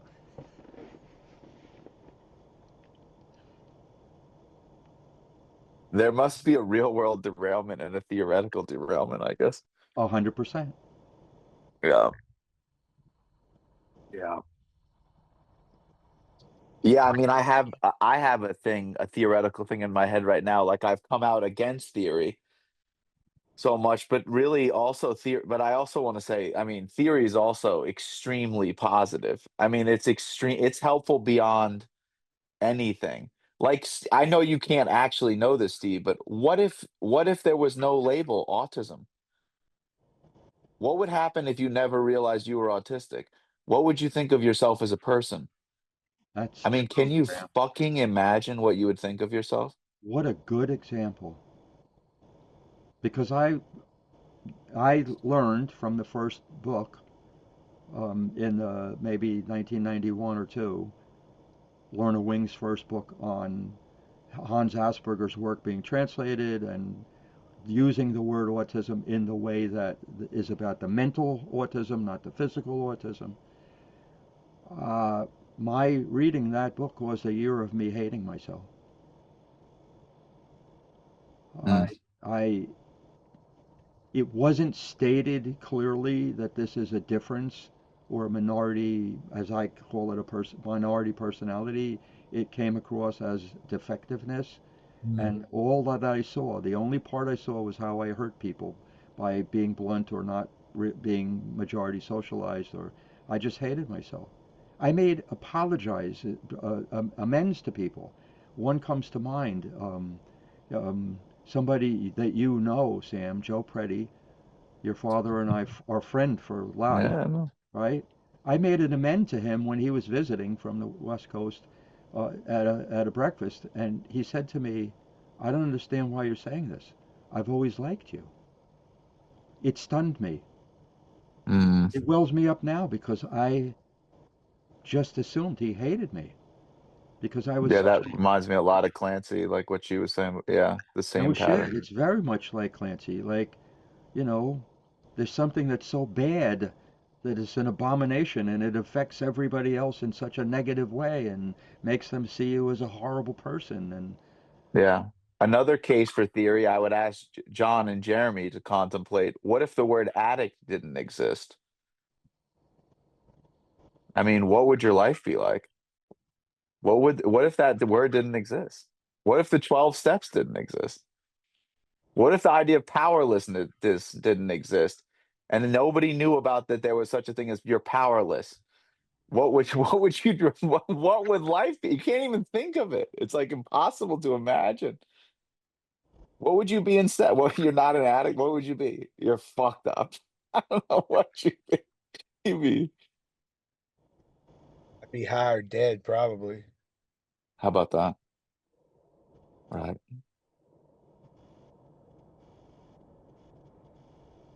Yep. Yeah, I'm trying to imagine it, uh, me finding a way out of that without that theory. It's so hard. It would be so hard to live. If you can imagine a world without theory, imagine getting in a fucking elevator and you don't know if you press the button if the thing's actually going to go down. And you go to press your gas on your car and you don't know it's going to go. You fucking wouldn't know anything. You'd be fucking so melted down.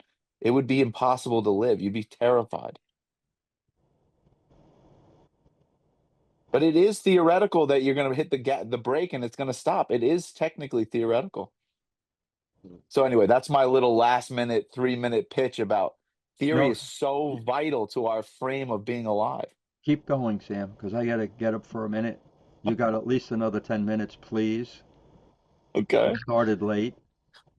I shall Yeah. return in a minute.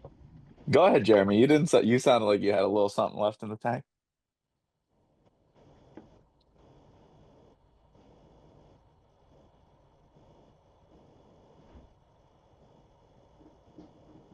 Yeah, no, I mean it's your questions, yeah, just the magnitude of that, yeah, it's got me. I'm trying to imagine what it would be like without that theoretical framework.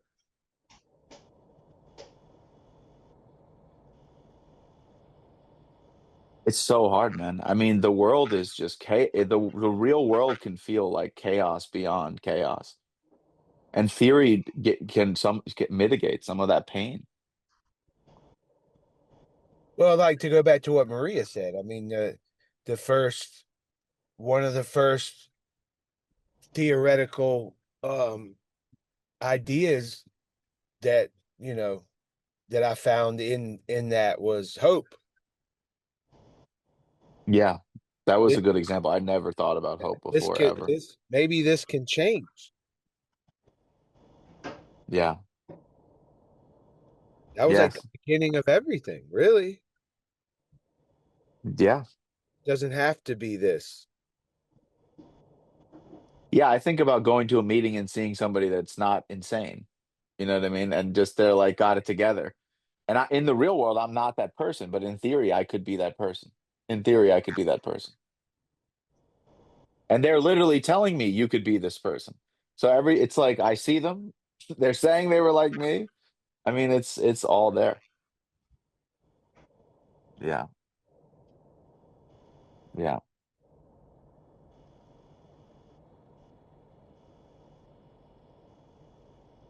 Yeah, I didn't really think it would be this meta. I mean, when I was thinking about the topic, I didn't really think it would get this deep in particular about theory.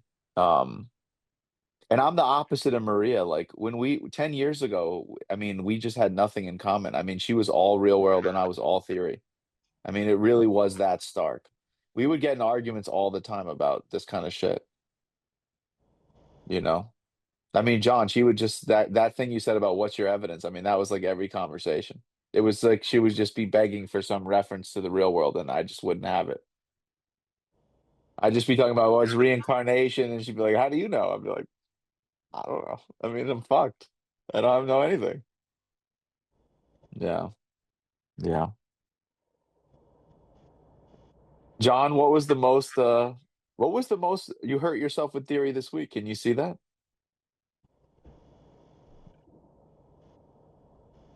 It doesn't have to be most. I know that's not precise. No, I'm like swimming with, yeah, I'm just swimming with the addiction thing. And Oh, wow.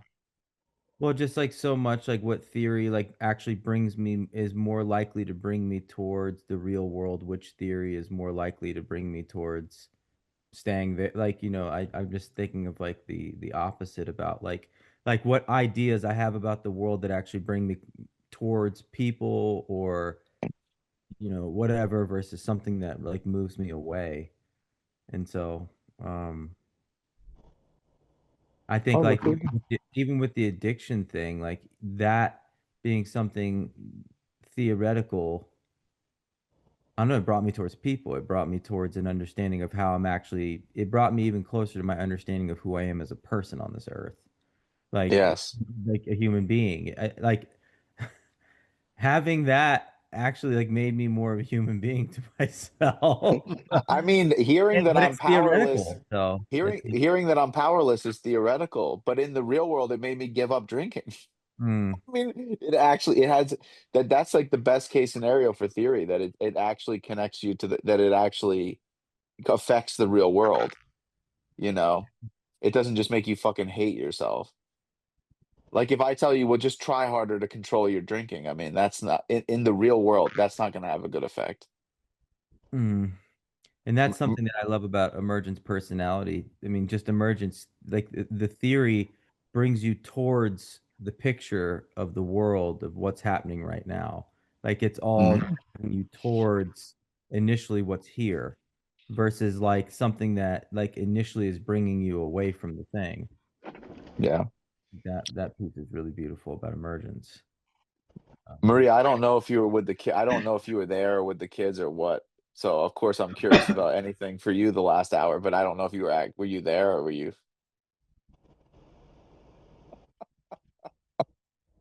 You mean like my head with the kids? I No, like love it. were you? Wait, I love it. She's talking with her mouth full. A majority socialized woman Oh my God, straight down, straight down. learning to fucking be really Italian. Speak with your mouth full. Yeah, have you been there the last hour, Maria? I don't. Should be my first question. Like No, physically here or like yeah, like did you hear word? Did you were you in earshot of this hour? Is what I'm asking. was my video off this whole time? Yeah. This whole hour? Yes. Oh my God. Oh, that just made me have a No, million no. questions. You were there the whole time?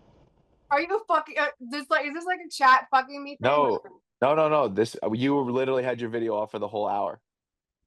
You just turned your video back I on. know, I I said, thought the same thing. if you I was like, watch oh, the clip, maybe she-" if you watch it back, you'll see her blur, but you'll also hear me go, "Oh, there she is," when you came back on.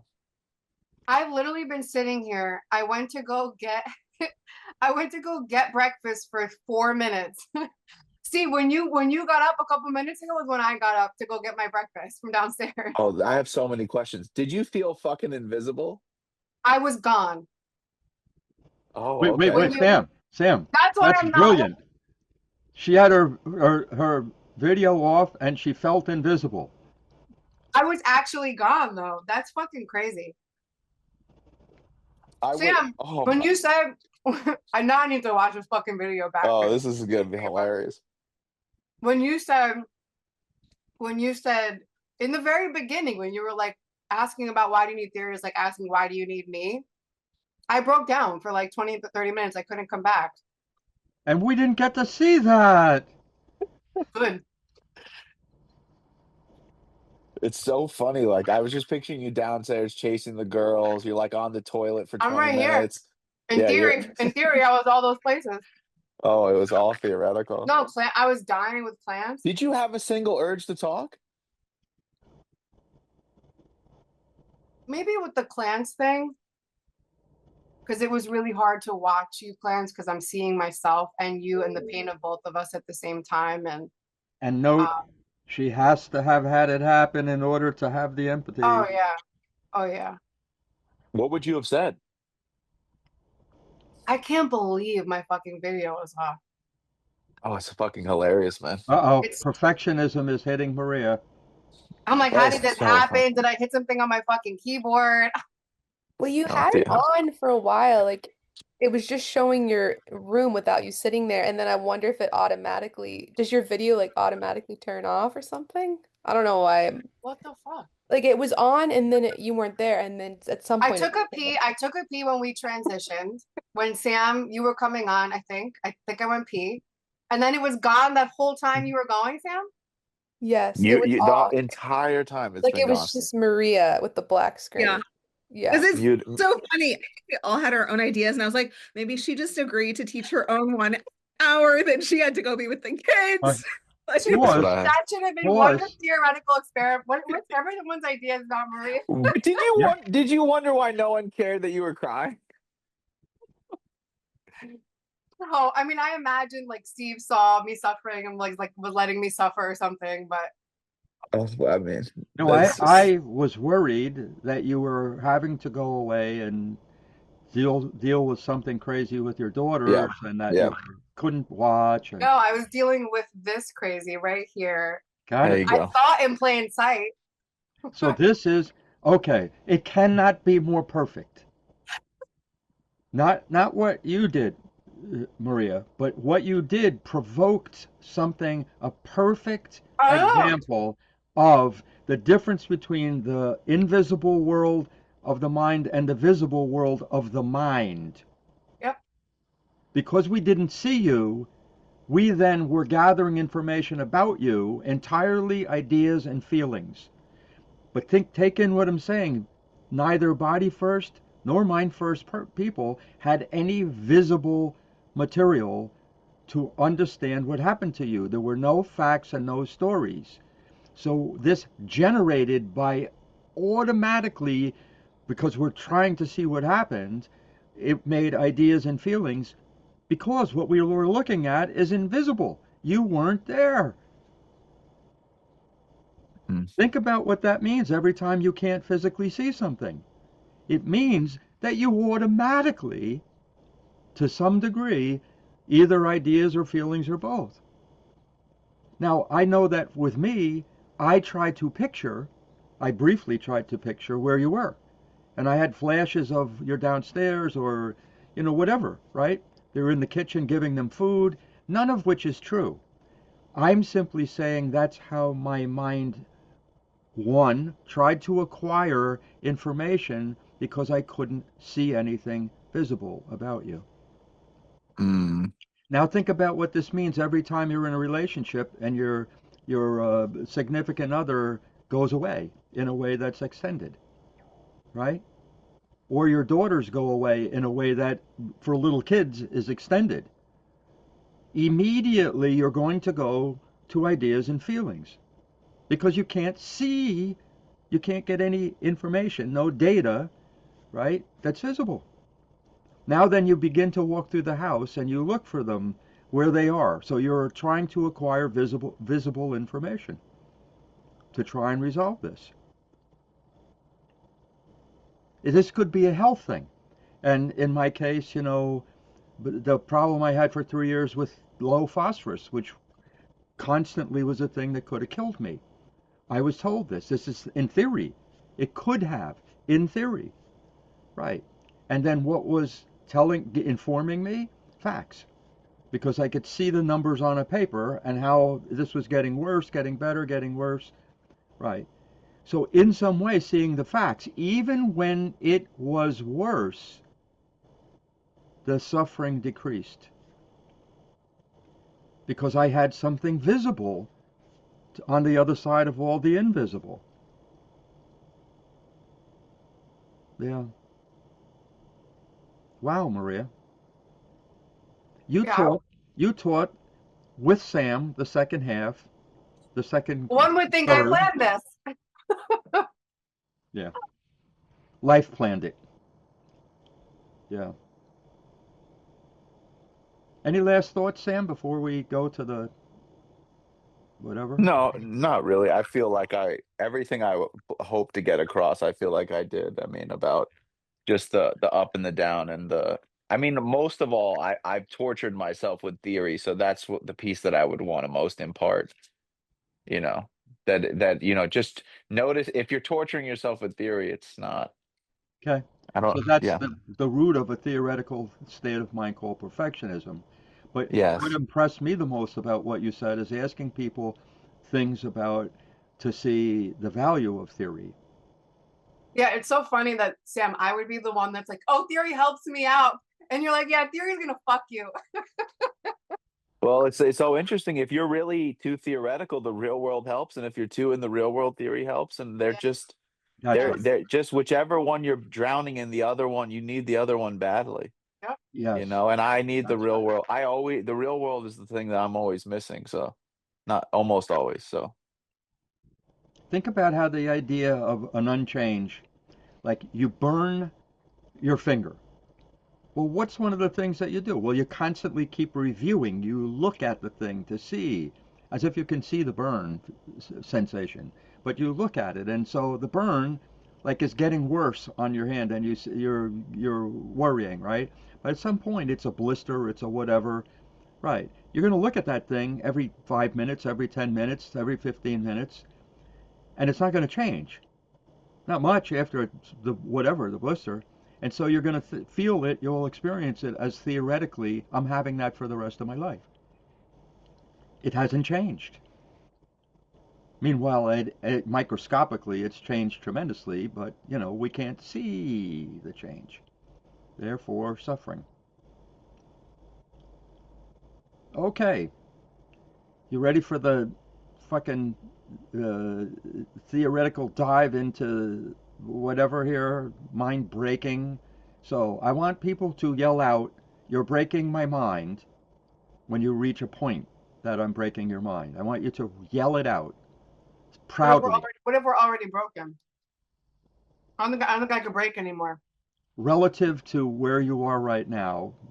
Okay, how many Okay. people's minds are unable to contain what has been said, and big capital and unable to allow themselves to say, I had to just forget it.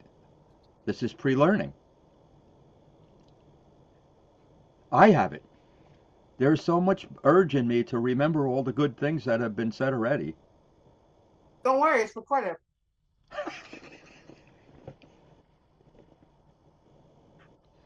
Jeremy, how is your mind doing? It's doing okay. I mean, I've been drifting to some random places, but I think I've gotten a lot better at just knowing that with the pre-learning thing, it's been a game changer for me. Um, Sometimes it's just like just seeing things, letting it in, listening, and shit doesn't make any sense to me until it does. That's So, right.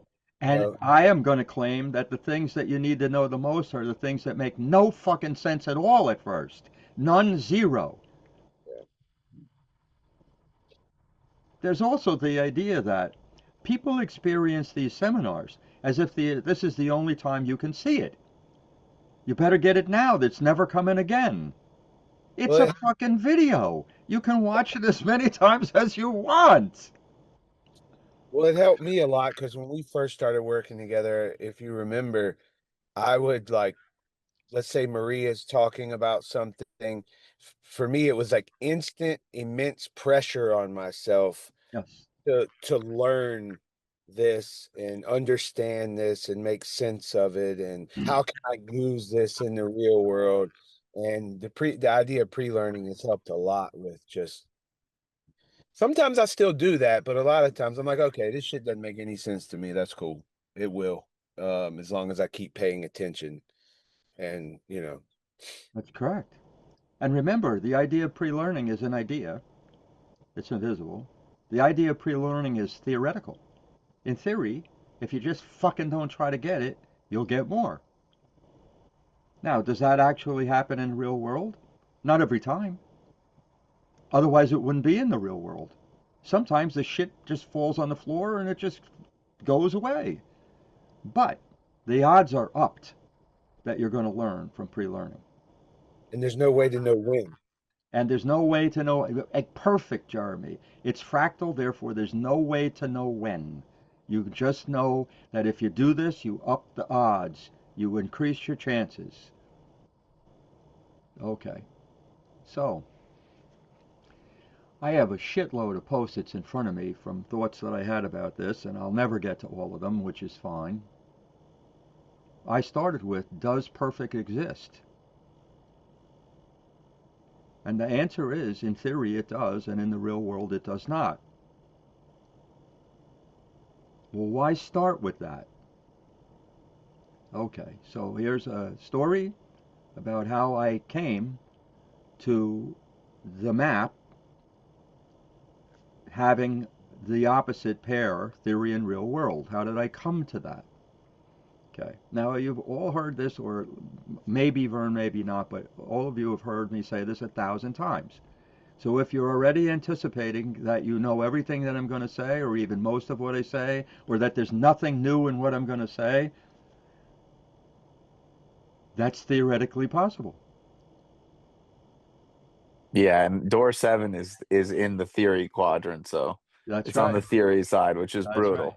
Right. So, all right. So, like Carlo Rovelli, the physicist, a lot of what I've learned has come from my studying the ancient Greek philosophers from the 6th and 5th centuries, from high 500s BC and 400s BC. I don't know who made up that fucking thing, 5th century, but it's 400 numbers, but they should be condemned to whatever, forever be trapped somewhere and tortured, but whatever. So, 6th century BC, um, these two philosophers present an idea that to this day you are all arguing with yourself about. And that argument can never be resolved, and that's where you find the peace. What's the argument? How do you know what's true? Not a coincidence that that original map is the wise men's map, and each wise man has their own variation of what is true. Okay, but this question, philosophical question, how do you know something is true, is a holy shit question. Because I don't care what it is. You could say, how do I know Clancy will never get an A during the time that she's at the university she's at? Well, we can say, I don't know, but that's a theoretical thing in some sense. Um, we can say she no doubt will get an A. That's theoretical. Okay. We can wait and ask her grades in 4 months or 6 months. Okay. All ideas. How do you know something is true? Okay. So the two people, and actually there's four people, but the two sides of this argument are the theoretical side and the real world side.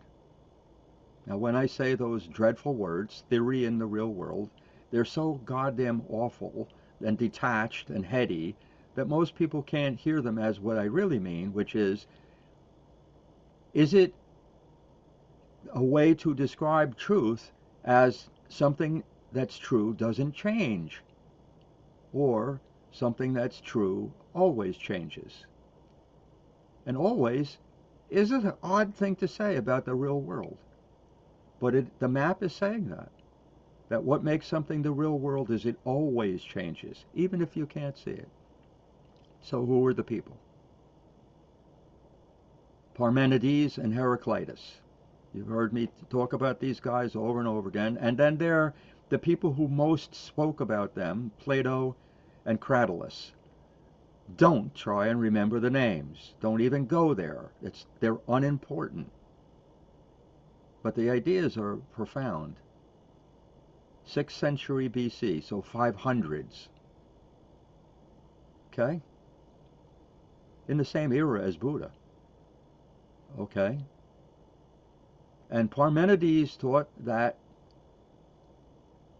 the only thing that makes something true is that it's perfect and never changes.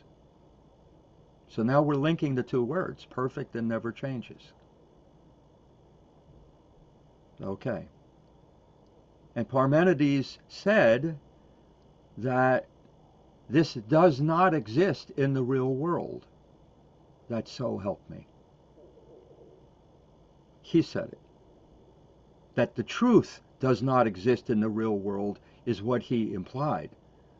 There was no truth that existed in the real world, that they were only the imperfect manifestations of the truth which exists somewhere else, outside this world.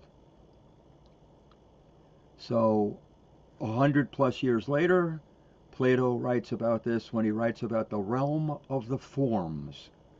No coincidence, the word forms, that they're obsessed with geometry and shapes represent philosophical ideas. Another thing that emergence draws on, that if we cannot make a shape of something in a drawing, we can't fully understand it. Well, why? Well, because if it's an idea or you have a feeling about it, there's nothing visible to take in. And in emergence, all the emergences come from having all four kinds of information at the same time. If one of them's left out, you cannot have an aha. Okay, so here's Parmenides and Plato, and the truth, perfection, only exists outside this world. What's here is just imperfect. Shit. Clancy doesn't get an A, she is shit. Right? Maria doesn't have her video on, she's shit. Right? This is one of those moments where I'm realizing how valuable cursing is. There are always two sides. Anyway, what's the other side? The other side, as Sam well knows, and Maria and most of you, is Heraclitus. And Heraclitus said, famously, that you can't step into the same river twice. What a brilliantly visual, body-first human being.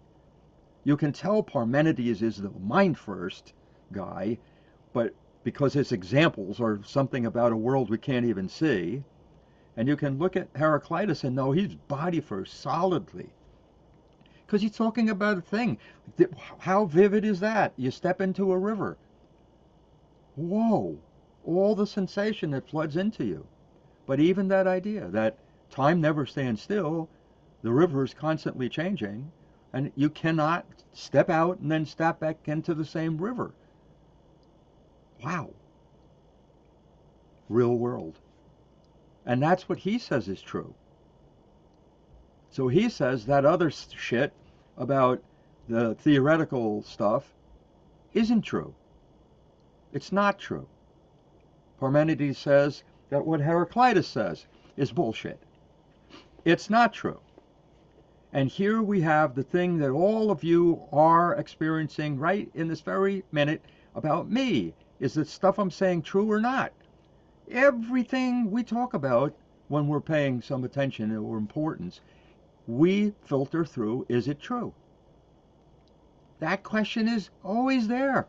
Is it true? Even when we land in the real world, unless it's an injury, and we're certain it's true, we're constantly saying, but can it change? Example. Well, no, wait. I didn't say Heraclitus is second. I said Aristotle is Parmenides second. Heraclitus' second is named Cratylus. Strange word. Cratylus sounds like a crab or some kind of sea monster or something. And Cratylus was a real, like, Ludwig Wittgenstein of his day. He would just, like, rained on everybody's parade. And he said, you can't even step into the same river once. I got to tell you, that motherfucker twisted my brain when he said that. I'm going, what are you talking about? Now he's saying that the river is changing constantly, so we can't even say we stepped into a river, because by the time we think the thought that we stepped into the river is changed. Which is true. Which is true. So this argument about what makes something true is what the map of the mind attempts to answer. And in theory, it answers it really well. And in the real world, it takes a shitload of work to even begin to use it as the tool it's meant to be, which is called logical geometry. But it's a mathematics that's used in general to know what's true. And it admits that you have to have all four kinds of truth in order to know, even possibly know what's true. And what's true, what does that mean? It means to the mind of the person that we're talking about. It does not mean out in the world. It means to one person. And like Heraclitus and Cratylus are saying, you can't even say that it's true and have that stay the same, except if you're like indoctrinated with something and you can't even see past it. But your mind is constantly changing. The minds of all of you are not the same as when you got on 2.5 hours ago. Your minds are the river. Your minds literally are the river. So that, to me, is perfect. If I was a teacher and you learned nothing because you were so sure of everything, that would be a horrible feeling to me. I would just be lost. And I have had times where I believed, because things went so badly, that I was a horrible teacher and I should never try and do this again, and I had no business doing this, and I should never have been paid for being a teacher, which I have for 40 years. So that idea is important for all of you to see which side you fall on. Do you mostly fall on the side that the theoretical side, unchange, to know the, with a capital T, truth? Because the is short for the one and only. And that means there's only one truth. Is that the side that you fall on? And hear what I'm saying. I'm not saying you're always there. Is that the side you fall on? Or is the other side you fall on, right? Which is the other article besides the, which is a truth. The truth and a truth. Even the two articles, there are no other articles in English, those two articles are theoretically true and in the real world true. The and a. Now, here's the piece that like emergence tries to get people to embrace. Both truths exist always. You can only experience one at a time. Unless you're in an emergence, and then you can't even describe your experience. You're flooding. But normally, you can only experience one at a time, so it's not human beings' fault for landing on one side or the other. It's not our fault. Then there's the idea that almost all schools, almost everything they teach you, is on the theoretical side. Either it's a fact or an idea. Schools definitely don't teach you how to feel or anything about that. You know, definitely not. They rule it out. You're seen as something's wrong with you. Stories are a part of history. His story, that's bullshit right there, because it mostly is the stories of all men and no women in there. Fuck you. But his story, but each story is told with the purpose of a fact that's going to be on the history exam. A fact. What year did Napoleon go down to the fucking island and never come back? Well, I don't know. Jeremy would know. 18 something, right, Jeremy? Do you know what year? 15.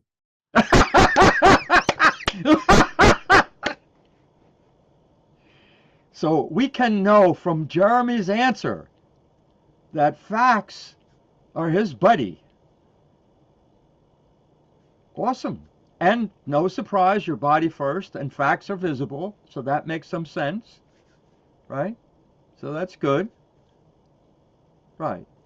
But how he got to the island interests me, and why he didn't get off of the island interests me, and how it inspired that story of the whatever the what was the story about the guy who's like in on the island locked away and then he escapes and has all that money and takes revenge? The French story. You know what that one is, Jeremy? Count of Monte Cristo. There you go. That's if Napoleon escaped. There you go. Okay, so it is a starting point for what I'm saying, which is that you all have both of these. Each of us leans, not permanently, but tends to lean toward one side or the other. I can understand why theory is so seductive because it feels like you can learn it once and then you don't have to work anymore. That makes sense. And the value of theory is that it gives you a container for a subject. A container. The square is the container for every map. So a square is a theoretical object. That's where it begins. The ancient Greeks, 6th century, Pythagoras, they didn't even use lines. They said it was four equally spaced points with equal angles. There were no lines. Well, why there were no lines? Because it was a spiritual object. It was spiritual. It was an idea. And then, of course, we get squares in this world, and Plato's right. They're imperfect. Parmenides is right. We never make a perfect square. Right? Even if it's printed seemingly perfect on paper, you zoom in with an electron microscope, and the atoms aren't perfectly whatever. It's imperfect. Anyway, so theory gives us an Etch-a-Sketch page. We can then write all the things that we take in as information on that page. But if we do not have any theory, then how do we know what even belongs and does not belong on that page? We can't. Theory determines what we're going to put into the box. What are we going to look at right now? What subject are we talking about right now? What problem am I trying to solve right now? These are theoretical questions that require a box within which we put in the information about those things. So the value of theory is it creates the box within which we can explore any topic. So if I say a topic of in what way should grades be constructed in a college, if I make that the subject and I put that title above the box, then we can put in all manner of information that go into that box. A piece of information that may not occur to you, Clancy, right away as the first one since you're suffering from the fucking topic, right? But the first thing I could put in there is Clancy's suffering at the thought of the box existing. Just because it exists, you're suffering. Okay, now let me put something in there that's in some sense theoretical, but it's actually real world. In our university, no tests are allowed. Look at the smile on Clancy's face. No tests are allowed. Tests are seen as a theoretical way to measure knowledge, and to me, in theory, they are accurate, and in the real world, they're bullshit. So how many people's technical degrees, where they're entirely based on tests about technical information, How many of those people are technically competent? Not a Well, heck of a lot. I think about therapists that I'm sure got a 4.0 that I went to school with that it would be a punishment to send somebody to them. More than that, you would need to be punished because you sent them to the person. Right. Or they would like damage they would probably damage a person, literally. Ex- they at the very least would cause suffering without any gain. And that to me is the worst crime that a therapist can do. Suffering without any gain. Jesus. I just want to say to Clancy, I this is a kind of a big joke, but I failed multicultural portion of my Oh, I Vern. believe it because I'm I, in that, yeah, I'm in that class right now and it's hard. I failed that shit. And it was with the professor that was my nemesis. And I had to go Okay. before her and defend whatever. But it's a big joke. I mean, How could you fail it if you defend it? okay, Like put effort. That makes no sense. Clancy. This question that you're asking is profound. It's yeah, it's ridiculous. Like No, I no, no, no, it's not ridiculous. well No, her it experience. reveals something about education that you have yet to embrace, Clancy. Are Okay. you fucking kidding me that she didn't pass? Well, she didn't pass what they consider teaching about this, Okay. but not her fucking real life, let alone anybody's real life. That's good. That reminds me of when I submitted my appeal, they were like, "This is an amazingly well-written appeal. We really appreciate the effort you put in and you're very respectful, but yet you get a 0." It's like, okay. Yeah. Okay, and that tells you, Clancy, that their process for appeals is theoretically Right. um, absurd. Yeah, Like the this thing absurdity of that Vern that. just said is Right. brilliant. What a good example. Yes. That's insane, Vern. I'm sorry that happened to Okay, you. on the other side of that, when I had the equivalent in social work school of that multicultural thing, right? And I had by this time taught at Columbia on this, and what's my qualification? What's my qualification? I'm fucking interested so much in every fucking other person's way of living, what their thoughts are, how they come to think of God, what's true to them. When I taught at Columbia the first time on this, there were 60 people in the classroom. And I went in there, and it was like late April, maybe, yeah, late April. And I talked to the professor. I told her what I was going to teach, 3-hour class. And I was going to teach treating special populations in addiction. That's multiculturalism related to addiction. Okay. So I went in and I was dressed in a pimp coat. It's a floor length leather coat with a fur collar.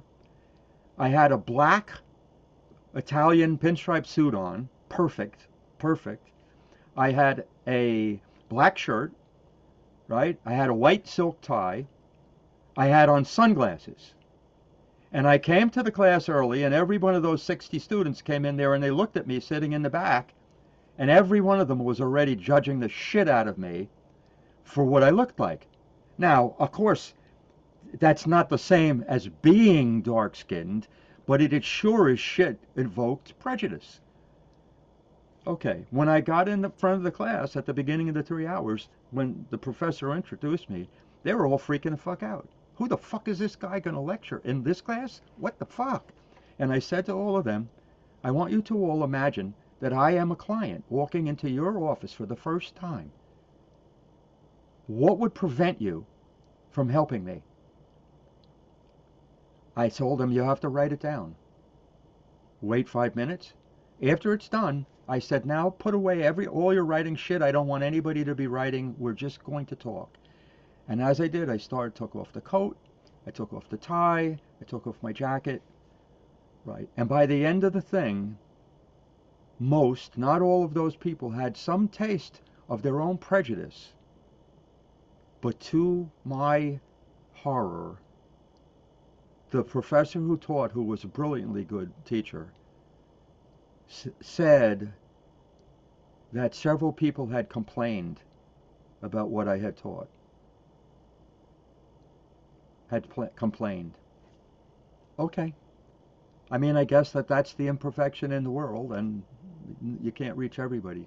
But what I'm trying to say is now here are two things where this is important. Here's Vern, who has a 5-star qualification to understand multiculturalism, and here's me, who to many people doesn't have one at all, or a minor one. And yet, both of us have affected lives because of our attitudes about multiculturalism. Both of us have affected lives. Now, we learn from each other. I learn from Vern. I ask questions, she asks me questions. You're hearing it right now, right? But this idea that the pair of opposites is the only way to learn is what I'm trying to get across. We are, in some aspect, a pair of opposites. Yet both of us find this topic incredibly important. And based on today, what are we talking about? We're talking about that it is important that there is a theoretical thing that says Vern should have been able to get an A in that class without even attending. What the fuck? She could have taught the class. Right. So how is that possible? Well, because school overvalues theory in general. Almost all schools. And why? Because they have to come up with homework and tests, both of which rely almost entirely on theory. No homework. The homework might say, think of a time when you struggled, blah, blah, blah, blah, blah, in a counseling class, right? But they're going to use the example to prove the theory that you want to get across. They're not saying, we want to know you. Meanwhile, arguably, the main thing in counseling is to get to know the person. But the school doesn't want to get to know the student. Including in your case, Clancy, here's people who are teaching you how to get along, help people, and they're fucking helpless to help you. They don't even think about trying to help you. They don't use it as a learning thing, an instructive thing to say, look, we know you made this mistake this time, please don't do it again. And quite honestly, I know that you would never do that again in your entire life. So you learn despite the assholes being assholes. Okay. Coming back to the point, which is that the world argues which is true. Theory, real world. It is important that you see that I am not saying that our school is only focused on the real world, and that the way schools are now has no value. Because the whole point of today is, why do we have to learn theory? Whereas pointing it to education, it would be, why do we only learn theory or mostly learn theory? Why is that? Why is real world experience belittled in most educations? I don't have an answer, but in this school, we try to value both. Knowing that we can never land on both in the real world at any moment, not even for a moment, but that we have to land on each at times to begin to have the other. In theory, you must have the box and the statement of what we're going to look at. Without that, we have no way to organize our information that we take in. But if we only have the box and the title, we haven't gotten shit. Because how do you know that any of that is something you can go out and use? Today, this idea about you can't land on more than one at a time is something I am hoping you'll all take away. One, that both are equally important in this school, and two, that you can only know one at a time. Often that means that you must ask questions of a person who has the opposite opinion of you, or you cannot feel pulled into the middle, into the leakage, into the space in between all real world and all theory. This is in part why we share, because we have differences. Vern brought that up when she asked the question about being body first and the map. You know, she's saying, I don't understand. Like, how can I ideas and feelings, which they're on the top of the map, but I'm body first, right? And we then, what happens? Well, the body is collecting the information more than the mind. Okay.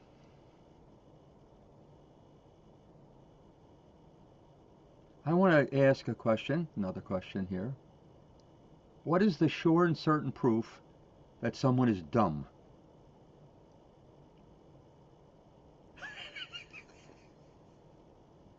Not an easy question. Jeremy, you look amused. Clancy, I don't have a definitive answer, but my first thought was about change. And like if there's a lot of change versus no change. And I don't think you could say people that don't have change are dumb, but I just wonder how that factors into intelligence is the I amount of, can see why you would say that. yeah. Okay. I Sam, would, oh, go ahead, go Sam. ahead, Vern. I was going to say no curiosity. You are on the right track. That's the feeling. So you got one kind of information on the map about this question. That's the feeling, right? If you don't have curiosity, so in the spiritual wise man's view, you're dumb. That's important. Okay. Mhm. Anybody else? It's a tough question. You're laughing, John. What are you thinking? I see you, Sarah. I guess it gets in the same vein with Vern, just questions. I'm trying to go to. You're trying to find the perfect answer to my question? You're goddamn right I am. It's horrible, John. This is like the fucking worst demon that lurks in our minds. Well, Like, I'm trying to like I wanted to find a personal example. That's like really I was trying to like find something that was personal and like so I'm like someone that I think is dumb, but I don't that doesn't generally come into my mind so much like that this person's dumb. I don't use that. That word doesn't typically come into my mind, but I guess like and we've talked about this, but I think about how much questions like when you ask a question, how much that that opens up the door for learning. I mean, all that's right, let's do a little investigation there, John. I see you, Sam, and Sarah's before you. All right. Generally, I have heard, now you can help me because I've never been a cat owner, and you are a cat owner, that cats are smarter than dogs. Is that your belief? I don't I don't I don't subscribe to that. Awesome. Awesome. Because that's saying that there's only one kind of knowledge to know, Yeah. the I've kind never that cats know. These are trick questions. They're tough. But people say dogs are dumb. Okay? Sarah and then Sam. I was just gonna say, like ambivalence, like the idea that they feel like there is only one right answer, so black and white thinking. That's absolutely. So now you have now given the idea. Vern gave the feeling. You just gave the idea. Sarah to represent ideas category, black and white thinking. That was perfect, Sarah. Perfect. Sam. I go to I go to my childhood. So my Right. first special interest was basketball, and so I looked up to Michael Jordan, and I think Michael Jordan is the smartest basketball player of all time.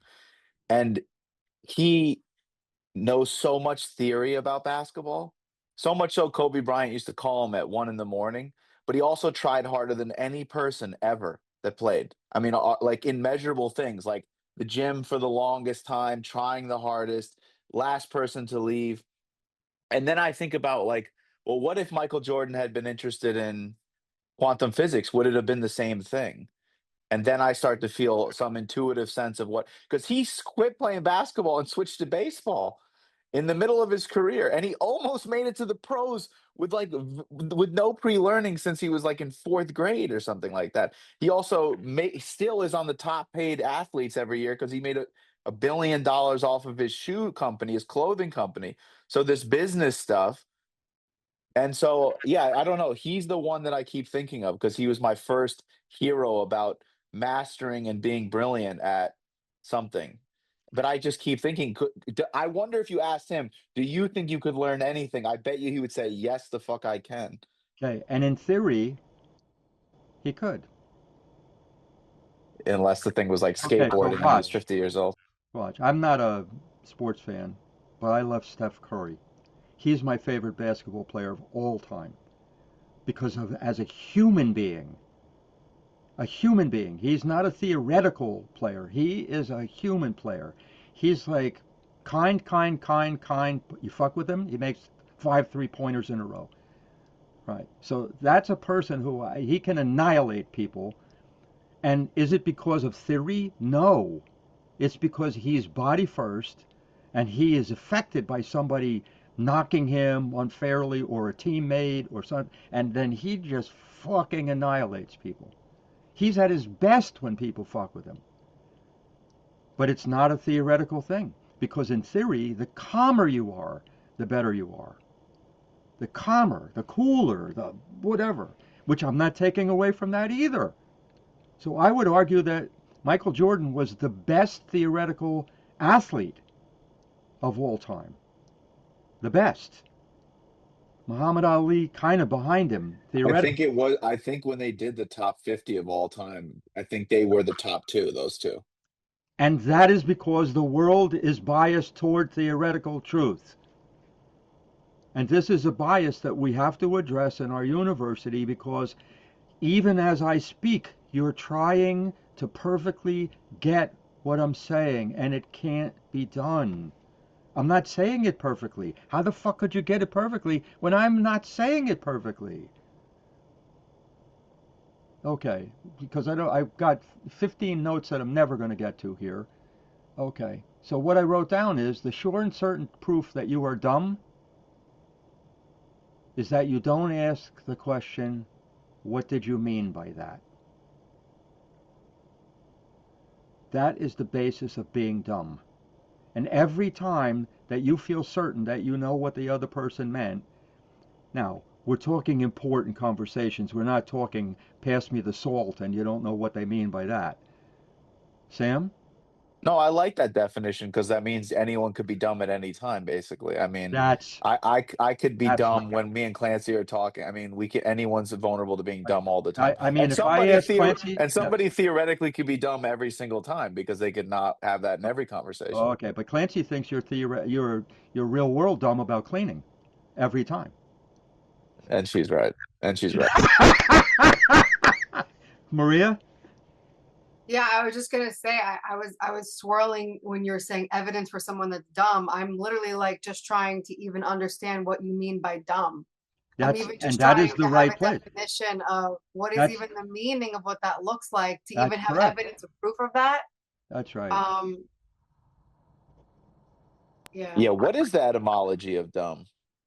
Don't leave it alone. Okay, all right. That's the rabbit hole. Don't So don't tempt me. Don't tempt me, Sam. okay. Don't. Okay. So what I have up here of one thing is one way to guarantee that you will not learn is the thing I call leaving the definition. If you leave the definition, it means you lose everything. Leaving the definition, definite, is the box. You're going off the page and onto something that we're not looking at inside the box. That is something we addressed a number of times today. I think we all did pretty well, and the digressions were pretty meaningful. But being aware that there are digressions means we know we're out of the box. So leaving the definition, and what Maria just said is really absolutely so important. If you don't have a shared definition, you can't know what the two of you are talking about. And you're right about that, but this is, with no time left, I'm raising this Oh question. yeah. No, but you're right. Okay. So I wrote a second thing about this is that dumb people see themselves as smart based on what they do know. And smart people see themselves as smart based on what they don't know. Mm. And that to me is really also a big deal. Mm. You know, what they do know is what they test you for in conventional schools. What you don't know is not being tested, but I am attempting to provoke that experience in everyone as we sit here, including in myself. I don't think that I'm not sure to what degree any of you will ever take in how much I learn in one of these seminars. It can sound like I know everything I'm saying before I get on. No, I don't even know what I'm going to say. I have like 50 times what I could possibly talk about here. A partner in the real world, a perfect partner in the real world is what? A perfect partner. Like Clancy might say, a perfect partner in the real world has everything clean. But quite honestly, I think if you live with a clean nut, you'd want to kill them. A perfect partner in the real world. There is no such thing. Yet we look for that. We look for a soulmate, a perfect partner. We look to be a perfect partner. Good luck with that. Imperfection in the real world can lead to a kind of perfection, but only when you explore it with your opposite. So I could say that about the relationships I have. Like Maria and I have an oppositeness, scene first and story first, which has raised some conflicts between us, rather heated ones lately, which I have gained from tremendously. Tremendously. Sam and I recently, some down out, whatever, into the boxing ring, beating each other discussions. I have gained from tremendously. Yeah. So now there's a drawing which I haven't made so that I can show you that has to do with the word certainty. And this is really important that you add on the theoretical side unchange. One aspect is perfect and one aspect is you can be certain. Unchange. Okay. So I'm going to tell you there are three kinds of certainty. There is artificial certainty, which is the certainty of a theory. There is uncertainty, which is the complete opposite of certainty, right? Uncertainty, artificial certainty. And in between them, there's a real certainty, which I call natural certainty. If you know the nature of a thing, you can be certain it's a frog, or a lit candle flame, or a cumulus cloud. Artificial certainty, uncertainty, natural certainty.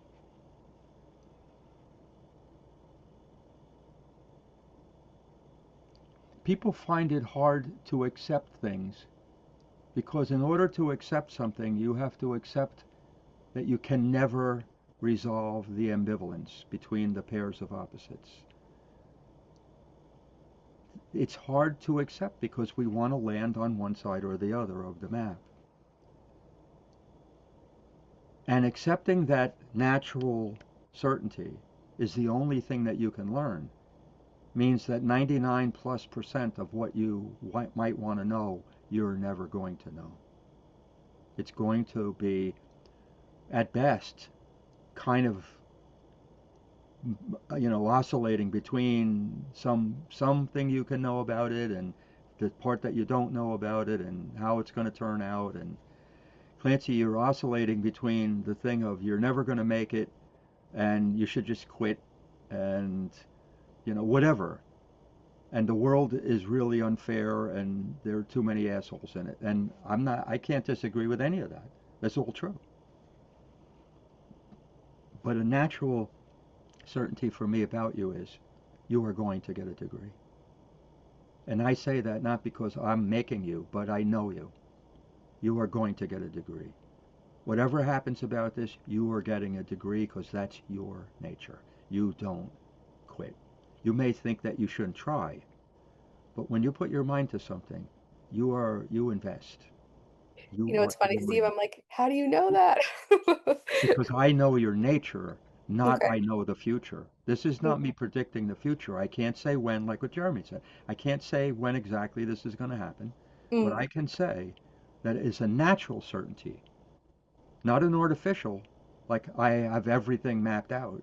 A natural certainty. Your nature tells me you will graduate college and you will get your license. Um, Something about the maps. What we looked at today is that in a way that is hard to understand for me, that the map that you looked at today, Maria's version, my version, whatever, is perfect. And that map exists in the real world. It is a natural certainty that pairs of opposites are the way to learn. There is no logical way outside of the map, inside of it can't change. It's the words. I could use a different word for fact or stories or ideas or feelings. That I could. But this idea that something can be perfect in the real world is the idea that something, it's just another way to say something is fractal. That's all. That's it. Fractal. What does it mean to have a perfect candle flame? Somebody could make the shit up, but if it's fucking lit and you can see it, it's a perfect candle flame. Right. Or cumulus cloud or a frog. What makes a perfect frog? Stop. A frog is a frog. That's perfect. Okay. Anything that anybody has as a thought as we're closing? How hard was this, for instance? Yes. Yes, Vern. That's good. Look at the body first communication over there. This is so. I love that I know that because my mom and dad and my sister were body first, so I know that what that means. That's a word. That's like a little kid going so big. Sarah, was this hard for you? Yeah, I'd actually just reminded myself of Jeremy and like pre-learning. Yeah, I don't even know how much I'm gonna retain, but You I see just what you're a lot. saying? No, wait, but you see what you're saying? Okay, if whatever you retain is likely going to be you force fitting it into your head and trying to remember it. Stop it. Remember Right, that's what nothing. I'm saying. Like I'm just Remember nothing. yeah. Think about what Jeremy said at the beginning about him having pre-learning about the map.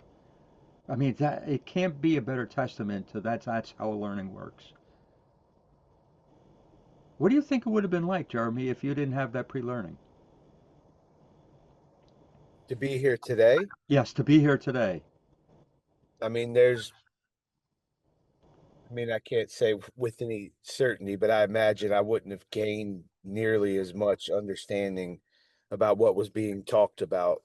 Um, I tried to do that thought experiment. Had we not done that over the last couple of months, yeah, I would have been much more lost than I was today, which I was lost at times, but Yeah, so was I, Jeremy. yeah. But no, but it's important that you to see you can't take that in. You find it hard to believe. You have too much certainty about how you think, how much I know, and it's wrong. I live in a real world. I don't have anything perfectly is not a statement of false humility at all. But people often can't see. I suffer just as much as all of you in the effort to try to find the words for things and try to learn. But it doesn't show because by the time it comes out of my mouth, it sounds like I've known it forever. But I haven't. Yeah. Anybody else? Clancy, this has to have been hard for you. Yeah, I think I've been, I just am really hard on myself currently in this moment. So it's been hard. Like, theoretically, it's familiar. But just personally being able to apply it and having personal experiences of it has been hard. Like, I don't know if that makes sense. It Um, makes perfect sense. It means that you're leaning on the side of theory being the yeah, truth. right. Exactly. And then I'll like, oh, what does that say about my intelligence that I can't think of examples about the real world? Intelligence doesn't apply here. We're now at the stage of just how do we gather Right. information It and what reminds, kind. yeah. Yeah. It reminds me of like when I'm in a scene and I'm trying to be in a story. Like I'm trying to be in the real world when I'm in the theoretical world. So that helps. Yeah, that helps. The starting point is better you seeing when you're not in a story Right. instead of trying to force yourself into a story, which is not a good way to do it. You're seeing first. Yeah, exactly. But Yeah. even noticing that you're not, look, the big help for me is I notice when I'm not seeing scenes. There were a couple times where I saw a few people where I thought, oh shit, I just talked past them. Like one time, and I reset myself with Vern when she was emotionally responding to you, and then I started to talk, and then I had to say, look, don't, I am feeling what you just said. But that's me, new learning of me learning to honor somebody who is in a scene. Mm, And I realize how often I have hurt people who were seen first by not noticing that, by talking past them. yeah, Yeah. sure. Maria, what was this like for you? Um,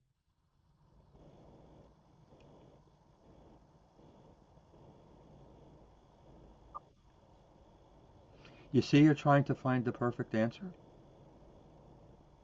yeah, the it answer. was so much. It was so much. How that? So you just did the mind first version of Stop what? it. That's right. You just did the mind first version of what Vern did. Right. And could you see Vern? Her body wasn't in it. It was really like a mental movement of the arms, right? Yeah. Oh my God. This is a horribly prejudiced thing to say, but when I was learning to dance in high school, I was one of the only two kids who could dance in high school. Dance. And the other kid that I learned from was a mixed race guy and who lived near me. And every dance contest, it would be the two of us, nobody else. But it was me constantly complaining whenever I go to dances, like, fucking white people can't dance. Like, and now I'm white, so, whatever. But one of my proudest moments was I went to this dance at a high school a year after I graduated. It was another high school. And I asked this dark skinned girl to dance. She got a grin on her face, like, I can't tell you what. And I picked her because she was the only fucking one that could dance. Everybody else, like, are you serious? That's dancing? No. But then again, this has nothing to do with skin because my favorite little video from all the retreats is Maria's daughters on their first birthday. Right, right. And Astri dances like a white person.